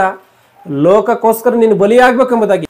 ಆ ಮಾತನ್ನೇ ಆತನ ಇಲ್ಲಿ ಹೇಳ್ತಿರುವಂಥದ್ದು. ಈಗೋ ಗ್ರಂಥದ ಸುರುಳಿಯಲ್ಲಿ ನನ್ನನ್ನು ಕುರಿತು ಬರುತ್ತದೆ ಅಂತನ. ಅಂದ್ರೆ ನಾವು ತಂದೆ ಎದುರು ಪರಿಶುದ್ಧರಾಗಿ ನಿಲ್ಲಬೇಕು ಅಂತ ಅಂದ್ರೆ ಯೇಸು ಕ್ರಿಸ್ತನ ರಕ್ತವು ಬೇಕು. ಯೇಸು ಕ್ರಿಸ್ತನ ರಕ್ತವು ಇಲ್ದಲೇ ಇದ್ರೆ ಮನುಷ್ಯನು ತಂದೆ ಮುಂದೆ ಪರಿಶುದ್ಧನಾಗಿ ಬದುಕಿ ನಿಲ್ಲುವುದಕ್ಕೆ, ಅಂದ್ರೆ ಮನುಷ್ಯನು ಪರಿಶುದ್ಧನಾಗಿ ನಿಲ್ಲುವುದಕ್ಕೆ ಸಾಧ್ಯವಿಲ್ಲ. ಮತ್ತಾಯನ ಬರೆದ ಸುವಾರ್ತೆ 19ನೇ ಅಧ್ಯಾಯ 16-17 ಗಮನಿಸಿ. ಮತ್ತೆ ನಾವು ಆಗ್ಲೇ ಓದಿಕೊಂಡಂತ ವಚನವನ್ನ, ಮತ್ತಾಯನ ಬರೆದ ಸುವಾರ್ತೆ 19ನೇ ಅಧ್ಯಾಯ 16-17. ಆಗ ಒಬ್ಬನು ಬಂದು ಆತನನ್ನ, ಬೋಧಕನೇ, ನಾನು ನಿತ್ಯ ಜೀವವನ್ನು ಪಡೆಯಬೇಕೆಂದರೆ ಏನು ಒಳ್ಳೆ ಕಾರ್ಯವನ್ನು ಮಾಡಬೇಕು ಎಂದು ಕೇಳಲಾಗಿ ಆತನು ಅವನಿಗೆ, ಒಳ್ಳೆಯದನ್ನು ಕುರಿತು ನನ್ನನ್ನು ಏನಕ್ಕೆ ಕೇಳಿತಿ? ಒಳ್ಳೆಯವನು ಒಬ್ಬನೇ, ಆ ಜೀವದಲ್ಲಿ ಸೇರಬೇಕೆಂದಿದ್ದರೆ ದೇವರ ಆಜ್ಞೆಗಳಿಗೆ ಸರಿಯಾಗಿ ನಡೆದುಕೋ. ಗಮನಿಸಿ, ಅಂದ್ರೆ ನೀನ್ ನಿತ್ಯ ಜೀವಕ್ಕೆ ಸೇರ್ಬೇಕಂದ್ರೆ ದೇವರ ಆಜ್ಞೆಗಳಿಗೆ ಸರಿಯಾಗಿ ನಡ್ಕೋ ಎಂಬುದಾಗಿ ಹೇಳ್ತಾ ಇದ್ರು. ಅಂದ್ರೆ ಅಲ್ಲಿ ಮೊದಲನೇ ಒಂದು ಪ್ರಾರಂಭದ ಒಂದು ಸುವಾರ್ತೆಯನ್ನು ಸಾರುವಂತ ಪ್ರಾರಂಭದ ಕಾಲದಲ್ಲಿ ಆತನ ಏನ್ ಹೇಳ್ತಾ ಇದ್ದಾನೆ? ದೇವರ ಮಾತುಗಳಿಗೆ ಸರಿಯಾಗಿ ನಡ್ಕೋ ಎಂಬುದಾಗಿ ಹೇಳ್ತಾನೆ. ಇನ್ನು ವಿವರಿಸಿ ಆತನ ದೇವರ ಮಾತುಗಳನ್ನ ಸರಿಯಾದಂತ ರೀತಿಯಲ್ಲಿ ನಡ್ಕೊತಾ ಇದ್ದೇನೆ ಎಂಬುದಾಗಿ ಆತನ ಹಿಂಬಾಲಿಸಿ ಒಂದ್ ವೇಳೆ ಆತನ ಜೊತೆಯಲ್ಲೇ ಹೋಗಿ ಅವನು ಬದುಕ್ತಾ ಇದ್ರೆ ಕೊನೆದಾಗ ಆತನ ಹೇಳ್ತಾ ಇದ್ದಾನೆ, ನೀನು ಬಲಿಯಾಗಿ ಹೋಗ್ಬೇಕು ಎಂಬುದಾಗಿ. ಯಾಕೆಂತಂದ್ರೆ ಮುಂದಿನ ಸರ್ವಸತ್ಯಗಳಲ್ಲಿ ಏನ್ ಕಾಣುತ್ತೆ ನಮ್ಗೆ? ಸುವಾರ್ತೆಗಳನ್ನು ಬಿಟ್ಟು ಮುಂದೆ ಓದ್ಕೊಂಡು ಹೋಗ್ತಾ, ಅಂದ್ರೆ ಗಮನಿಸಿ, ಹಳೆ ಒಡಂಬಡಿಕೆ ಕಾಲದಲ್ಲಿ ಒಂದು ಸಮಯದಲ್ಲಿ ನೋಡಬೇಕು ದಶಮ ಭಾಗವನ್ನು ಕೊಡಬೇಕು ಎಂಬುದಾಗಿ ದೇವರು ಒಂದು ಸಮಯದಲ್ಲಿ ನೇಮಕ ಮಾಡಿದ್ದಾರೆ. ಎಲ್ಲಿ? ಹಳೆ ಒಡಂಬಡಿಕೆಯಲ್ಲಿ. ಆದ್ರೆ ಹೊಸ ಒಡಂಬಡಿಕೆಯಲ್ಲಿ ಬಂದಂತ ಸಮಯದಲ್ಲಿ ನೋಡಬೇಕು ಕೊರಿಂಥಿ ಗ್ರಂಥಗಳಲ್ಲಿ ನಮಗೆ ಸ್ಪಷ್ಟವಾಗಿ ಕಾಣುತ್ತೆ. ಅಪೊಸ್ತಲರಿದ್ದಂಥ ಸಮಯದಲ್ಲಿ ನೀವು ದುಃಖದಿಂದಾಗ್ಲಿ ಬಲಾತ್ಕಾರದಿಂದಾಗ್ಲಿ ಕೊಡಬಾರ್ದು, ಇಷ್ಟಪೂರ್ವಕವಾಗಿ ಕೊಡಬೇಕು, ನಿಮ್ಗೆ ಏನ್ ಕೊಡ್ಬೇಕು ಅನ್ಸುತ್ತೋ ಅದನ್ನ ಕೊಡ್ಬೇಕು ಎಂಬುದಾಗಿ. ಮುಂದೆ ಓದ್ಕೊಂಡು ಹೋಗುವಂತ ಸಮಯದಲ್ಲಿ ನೋಡುವಾಗ ನೀನು ನಿನ್ನ ಸಹೋದರನಿಗೋಸ್ಕರ ನೀನು ಪ್ರಾಣವನ್ನು ಕೊಡಬೇಕು ಎಂಬುದಾಗಿ ಹೇಳ್ತಾರೆ. ಆ ರೀತಿಯಾಗಿ ಆತನ ಏನಾದ್ರೂ ಒಂದ್ ವೇಳೆ ಯೇಸು ಕ್ರಿಸ್ತನ ಹಿಂಬಾಲಿಸ್ತಾ ಆತನ ಬದುಕಿದ್ರೆ ನೀನು ಬಲಿ ಆಗ್ಬೇಕು ಎಂಬುದಾಗಿ ಹೇಳ್ತಾ ಇದ್ರು. ಆದ್ರೆ ಅಲ್ಲಿ ನೋಡ್ಕೊಂಡು ಹೋಗುವಂಥದ್ದಾದ್ರೆ ಆತನ ಅಷ್ಟನ್ನ ಕೇಳಿದ್ದಾನೆ. ಆತನು ಅಲ್ಲಿ ಆತನ ಒಂದು ಸಂಪೂರ್ಣವಾದಂಥ ರೀತಿಯಲ್ಲಿ ಆತನು ಕೇಳಿ ಅರ್ಥ ಮಾಡಿಕೊಂಡಿಲ್ಲ. ಆತನ ಸಂಪೂರ್ಣವಾದಂಥ ರೀತಿಯಲ್ಲಿ ಕೇಳಿದ್ರೆ ಸಂಪೂರ್ಣವಾದಂಥ ರೀತಿಯಲ್ಲಿ ಆತನ ಉತ್ತರವನ್ನು ಕೊಡ್ತಾ ಇದ್ದಾನೆ ಯೇಸು ಕ್ರಿಸ್ತನು. ಆಗಿರುವಂಥ ಕಾರಣ ಈ ಮಾತುಗಳನ್ನ ಅರ್ಧಂಬರ್ಧ ಓದಿ ತಪ್ಪಾಗಿ ಅರ್ಥ ಮಾಡಿಕೊಳ್ಳಬಾರ್ದು. ಒಂದು ಯೋಹಾನನ ಬರೆದ ಪತ್ರಿಕೆ 1ನೇ ಅಧ್ಯಾಯ 7ನೇ ವಚನ. ಆದರೆ ಆತನು ಬೆಳಕಿನಲ್ಲಿರುವಂತೆಯೇ ಆತನು ಬೆಳಕಿನಲ್ಲಿರುವಂತೆಯೇ ನಾವು ಬೆಳಕಿನಲ್ಲಿ ನಡೆದರೆ ನಾವು ಬೆಳಕಿನಲ್ಲಿ ನಡೆದರೆ ನಾವು ಒಬ್ಬರ ಸಂಗಡಲ್ಲೊಬ್ಬರು ನಾವು ಒಬ್ಬರ ಸಂಗಡಲ್ಲೊಬ್ಬರು ಅನ್ಯೋನ್ಯತೆಯಲ್ಲಿದ್ದೇವೆ ಅನ್ಯೋನ್ಯತೆಯಲ್ಲಿದ್ದೇವೆ. ಮತ್ತು ಆತನ ಮಗನಾದಂತ ಯೇಸುವಿನ ರಕ್ತವು ಸಕಲ ಪಾಪವನ್ನು ನಿವಾರಣೆ ಮಾಡಿ ನಮ್ಮನ್ನು ಶುದ್ಧಿ ಮಾಡುತ್ತೆ. ಗಮನಿಸಿ, ಯೇಸು ಕ್ರಿಸ್ತನ ರಕ್ತ ನಮ್ಮನ್ನು ಶುದ್ಧಿ ಮಾಡುತ್ತಂತೆ. ಯೇಸು ಕ್ರಿಸ್ತನ ರಕ್ತವು ಹೊರತುಪಡಿಸಿ ಈ ಭೂಮಿ ಮೇಲೆ ಮನುಷ್ಯನನ್ನು ಪರಿಶುದ್ಧಗೊಳಿಸುವಂತ ಯಾವುದೇ ಕಾರ್ಯವು ಯಾವುದೇ ವಸ್ತುವು ಇಲ್ಲ. ಇದನ್ನು ಸ್ಪಷ್ಟವಾಗಿ ನಾವು ಅರ್ಥ ಮಾಡಿಕೊಳ್ಬೇಕಂದ್ರೆ, ಇವತ್ತು ಒಂದ್ ವೇಳೆ ಮನುಷ್ಯನು ತಿಳಿಯದೆ ಪಾಪವನ್ನು ಮಾಡಿದ್ರೆ ಯೇಸು ಕ್ರಿಸ್ತನ ರಕ್ತ ಎನ್ನುವಂಥದ್ದು ತೊಳೆಯುತ್ತೆ. ಇದನ್ನು ಗಮನಿಸಬೇಕು. ಯಾಕೆಂತಂದ್ರೆ 1 ಯೋಹಾನ 1:10 ಗಮನಿಸಿ. 1 ಯೋಹಾನ 1:10 ನಾವು ಪಾಪ ಮಾಡಲಿಲ್ಲವೆಂದು ಹೇಳಿದರೆ ಆತನನ್ನು ಸುಳ್ಳುಗಾರನನ್ನಾಗಿ ಮಾಡ್ತೀವಿ. ಇವತ್ತು ನಾವು ದೀಕ್ಷಾ ಸ್ನಾನವನ್ನು ತೆಗೆದುಕೊಳ್ತೀವಿ. ದೀಕ್ಷಾ ಸ್ನಾನವನ್ನು ತೆಗೆದುಕೊಂಡಂತ ಸಮಯದಲ್ಲಿ ಈಗ ದೀಕ್ಷಾ ಸ್ನಾನ ಏನಕ್ಕೆ ತೆಗೆದುಕೊಂಡು, ಏನೋ ನಾವು ಅವತ್ತಿದ ತಪ್ಪುಗಳನ್ನ ಮಾಡ್ಕೊಂಡ್ ಬಂದಿದೀವಿ, ಅಪರಾಧಗಳನ್ನ ಮಾಡ್ಕೊಂಡ್ ಬಂದಿದೀವಿ, ಅದಕ್ಕೋಸ್ಕರವೇ ನಾವು ದೀಕ್ಷಾ ಸ್ನಾನ ತಗೊಂಡು ಪರಿಶುದ್ಧರಾಗಬೇಕು ಎನ್ನುವಂತ ಆಲೋಚನೆಯಿಂದ ದೀಕ್ಷಾ ಸ್ನಾನ ತೆಗೆದುಕೊಳ್ತೀವಿ. ದೀಕ್ಷಾ ಸ್ನಾನ ತೆಗೆದುಕೊಂಡು ನಮ್ಮ ಪಾಪವನ್ನು ತೊಳ್ಕೊಂಡಂತ ನಾವು ಇನ್ಯಾವತ್ತೂ ಕೂಡ ತಪ್ಪುಗಳನ್ನ ಮಾಡಲ್ವಾ, ಪಾಪಗಳನ್ನ ಮಾಡಲ್ವಾ? ಮಾಡ್ತೀವಿ. ಅಂದ್ರೆ ಅವಾಗ ಯಾವ ರೀತಿಯಾಗಿ ನಮ್ಮ ಪಾಪ ಪರಿಹಾರ ಆಗುತ್ತೆ? ನಮ್ಮ ಪಾಪ ಪರಿಹಾರ ಆಗುತ್ತೆ. ಅದು ಯಾವ ರೀತಿಯಾಗಿ ಅಂತಂದ್ರೆ, ಒಂದು ತಾಯಿ ಒಂದು ಮಗುವಿಗೆ ಮುಂಜಾನೆ ಸ್ಕೂಲಿಗೆ ಕಳಿಸುವಂತ ಸಮಯದಲ್ಲಿ ಶುಭ್ರವಾದಂಥ ಬಟ್ಟೆಯನ್ನು ಹಾಕಿ ಸ್ಕೂಲಿಗೆ ಕಳಿಸುತ್ತೆ. ಆದ್ರೆ ಆ ಮಗು ಸ್ಕೂಲಿಂದ ವಾಪಸ್ ಮನೆಗೆ ಬರುವಂತ ಸಮಯದಲ್ಲಿ ಕೊಳೆ ಮಾಡ್ಕೊಂಡ್ ಬಂದಿರುತ್ತೆ. ತಾಯಿ ಮತ್ತೆ ಏನ್ ಮಾಡ್ತಾಳೆ? ಕೊಳೆ ಬಟ್ಟೆಯಲ್ಲಿ ಕಳಿಸ್ತಾಳ ನಾಳಿನ ದಿನ? ಇಲ್ಲ, ಮತ್ತೆ ಬಟ್ಟೆಯನ್ನ ಶುಭ್ರ ಮಾಡಿ ಕಳಿಸ್ತಾಳೆ. ಆ ರೀತಿಯಾಗಿ ಯೇಸು ಕ್ರಿಸ್ತನ ರಕ್ತ ನಮ್ಮೊಂದಿಗೆ ಇದ್ದುಕೊಂಡು ಏನ್ ಮಾಡುತ್ತೆ ಅಂತ ಅಂದ್ರೆ, ಎಫೆಸದವರಿಗೆ ಬರೆದ ಪುಸ್ತಕ 5ನೇ ಅಧ್ಯಾಯ 25ನೇ ವಚನವನ್ನು ಗಮನಿಸಿ. ಅದನ್ನು ಕಳಂಕ, ಸುಕ್ಕು ಮುಂತಾದದ್ದೊಂದೂ ಇಲ್ಲದ ಕನ್ನಿಕೆ ಎಂಬಂತೆ ಪರಿಶುದ್ಧವೂ ನಿರ್ದೋಷವೂ ಮಹಿಮೆಯುಳ್ಳದ್ದು ಆಗಿರುವ ಸಭೆಯನ್ನಾಗಿ ತನ್ನೆದುರಿನಲ್ಲಿ ನಿಲ್ಲಿಸಿಕೊಳ್ಳಬೇಕೆಂದು ವಾಕ್ಯೋಪದೇಶ ಸಹಿತವಾದ ಜಲಸ್ನಾನವನ್ನ ಮಾಡಿಸಿ ಶುದ್ಧ ಮಾಡಿದನು. ಗಮನಿಸಿ, ಇಲ್ಲಿ ಏನಿದೆಯೋ ವಾಕ್ಯೋಪದೇಶ ಸಹಿತವಾದಂತ 27ನೇ ವಚನದಲ್ಲಿ ವಾಕ್ಯೋಪದೇಶ ಸಹಿತವಾದಂತ ಜಲಸ್ನಾನವನ್ನ ಮಾಡಿಸಿ ಎಂಬುದಾಗಿದೆ. ಅಂದ್ರೆ ವಾಕ್ಯವನ್ನು ಉಪದೇಶವನ್ನ ಮಾಡುವಂಥದ್ದು ಯಾವುದಕ್ಕೆ ಸಮಾನ ಅಂದ್ರೆ ಜಲಸ್ನಾನವನ್ನ ಮಾಡಿಸುವುದಕ್ಕೆ ಸಮಾನ. ಅಂದ್ರೆ ಒಂದು ಜಲವನ್ನ ನಾವು ನೀರಿನಿಂದ ಸ್ನಾನವನ್ನ ಮಾಡಿಕೊಂಡಂತ ಸಮಯದಲ್ಲಿ ಯಾವ ರೀತಿಯಾಗಿ ನಮ್ಮ ಮೈ ಕೊಳೆಯ ಹೋಗುತ್ತೋ ಆ ರೀತಿಯಾಗಿ ದೇವರ ಮಾತುಗಳನ್ನು ಉಪದೇಶ ಮಾಡುವಂಥದ್ದನ್ನು ನಾವು ಕೇಳಿದ್ರೆ, ದೇವರ ಮಾತುಗಳನ್ನು ನಾವು ಕೇಳಿದ್ರೆ ನಮ್ಮ ಪಾಪಗಳು ಪರಿಹಾರವಾಗುತ್ತೆ. ಇದನ್ನ ಗಮನಿಸಿ. ಮುಖ್ಯವಾಗಿ ಇವತ್ತು ಎಷ್ಟು ಜನ ಈ ಒಂದು ದೇವರ ಮಾತುಗಳನ್ನ ಕೇಳ್ತಾ ಇದ್ದೀವೋ ನಾವೆಲ್ಲರೂ ಕೂಡ, ನಮ್ಮ ಪಾಪಗಳು ಪರಿಹಾರವಾಗಿ ಹೋಗ್ತಾ ಇದ್ವಿ. ಮತ್ತೆ ನಾಳೆ ಕೇಳ್ತೀವ, ನಾಳೆ ಕೂಡ ಪರಿಹಾರವಾಗಿ ಹೋಗುತ್ತೆ. ನಾಳೆ ಕೇಳ್ತೀವ, ಇವತ್ತು ನಾವು ಈ ಮೀಟಿಂಗಿನ ಮುಗ್ದಾಗಿಂದ ಹಿಡಿದು ಮತ್ತೆ ನಾವು ನಾಳೆ ಸಾಯಂಕಾಲವರೆಗೂ ನಾವು ಮಾಡುವಂತ ಎಲ್ಲ ಪಾಪಗಳು ಮತ್ತೆ ನಾಳೆ ನಾವು ದೇವರ ಮಾತುಗಳನ್ನ ಕೇಳ್ತೀವ, ಅವಾಗ ಪರಿಹಾರವಾಗಿ ಹೋಗುತ್ತೆ. ಅದೇ ಈ ಮಾತಿನ ಅರ್ಥ. ವಾಕ್ಯೋಪದೇಶ ಸಹಿತವಾದಂಥ ಜಲಸ್ನಾನವನ್ನ ಮಾಡಿಸಿದನು ಅಂತ ಅಂದ್ರೆ, ನಾವು ದೀಕ್ಷಾ ಸ್ನಾನ ಮಾಡಿಸ್ಕೊಂಡಂತ ತರುವಾಯ ಗೊತ್ತಿದ್ದು ಮಾಡಿದಂತ ತಪ್ಪಿಗೆ ಕ್ಷಮಾಪಣೆ ಎನ್ನುವಂಥದ್ದು ಇಲ್ಲ. ಇಬ್ರಿಯರಿಗೆ ಬರೆದ ಪುಸ್ತಕ 10ನೇ ಅಧ್ಯಾಯ 26ನೇ ವಚನಕ್ಕನುಸಾರವಾಗಿ ಗೊತ್ತಿಲ್ಲದೆ ಆಕಸ್ಮಿಕವಾಗಿ ತಪ್ಪುಗಳನ್ನ ಮಾಡ್ತೀವಲ್ಲ, ಈ ತಪ್ಪುಗಳಿಗೆ ನಾವು ಯಾವಾಗ ದೇವರ ಮಾತುಗಳನ್ನ ಕೇಳ್ತೀವೋ, ಸ್ವಾಮಿ, ನಾವು ಯಾವಾಗ ದೇವರ ಮಾತುಗಳನ್ನ ಕೇಳ್ತೀವೋ ಆವಾಗ ನಮ್ಮ ಪಾಪ ಪರಿಹಾರ ಎನ್ನುವಂಥದ್ದು ನಡೀತದೆ. ಯಾವಾಗ ದೇವರ ಮಾತುಗಳು ಅಂದ್ರೆ ನಾವು ದೇವರ ಮಾತುಗಳನ್ನ ಕೇಳಿದಾಗ ಎಲ್ಲವೂ ಕೂಡ ನಮ್ಮ ಪಾಪ ಪರಿಹಾರ ಎನ್ನುವಂಥದ್ದು ಆಗೋಗ್ತದೆ. ನಮ್ಮ ಮನಸ್ಸಿನಲ್ಲಿ ನೂತನ ಸ್ವಭಾವ ಎನ್ನುವಂಥದ್ದು ಹುಟ್ಟುತ್ತೆ. ನಾವು ದೇವರಲ್ಲಿ ಸ್ಥಿರವಾಗಿ ಇರ್ತೀವಿ. ಅಂದ್ರೆ ಭಕ್ತಿ ಅಭಿವೃದ್ಧಿ ಆಗುತ್ತೆ.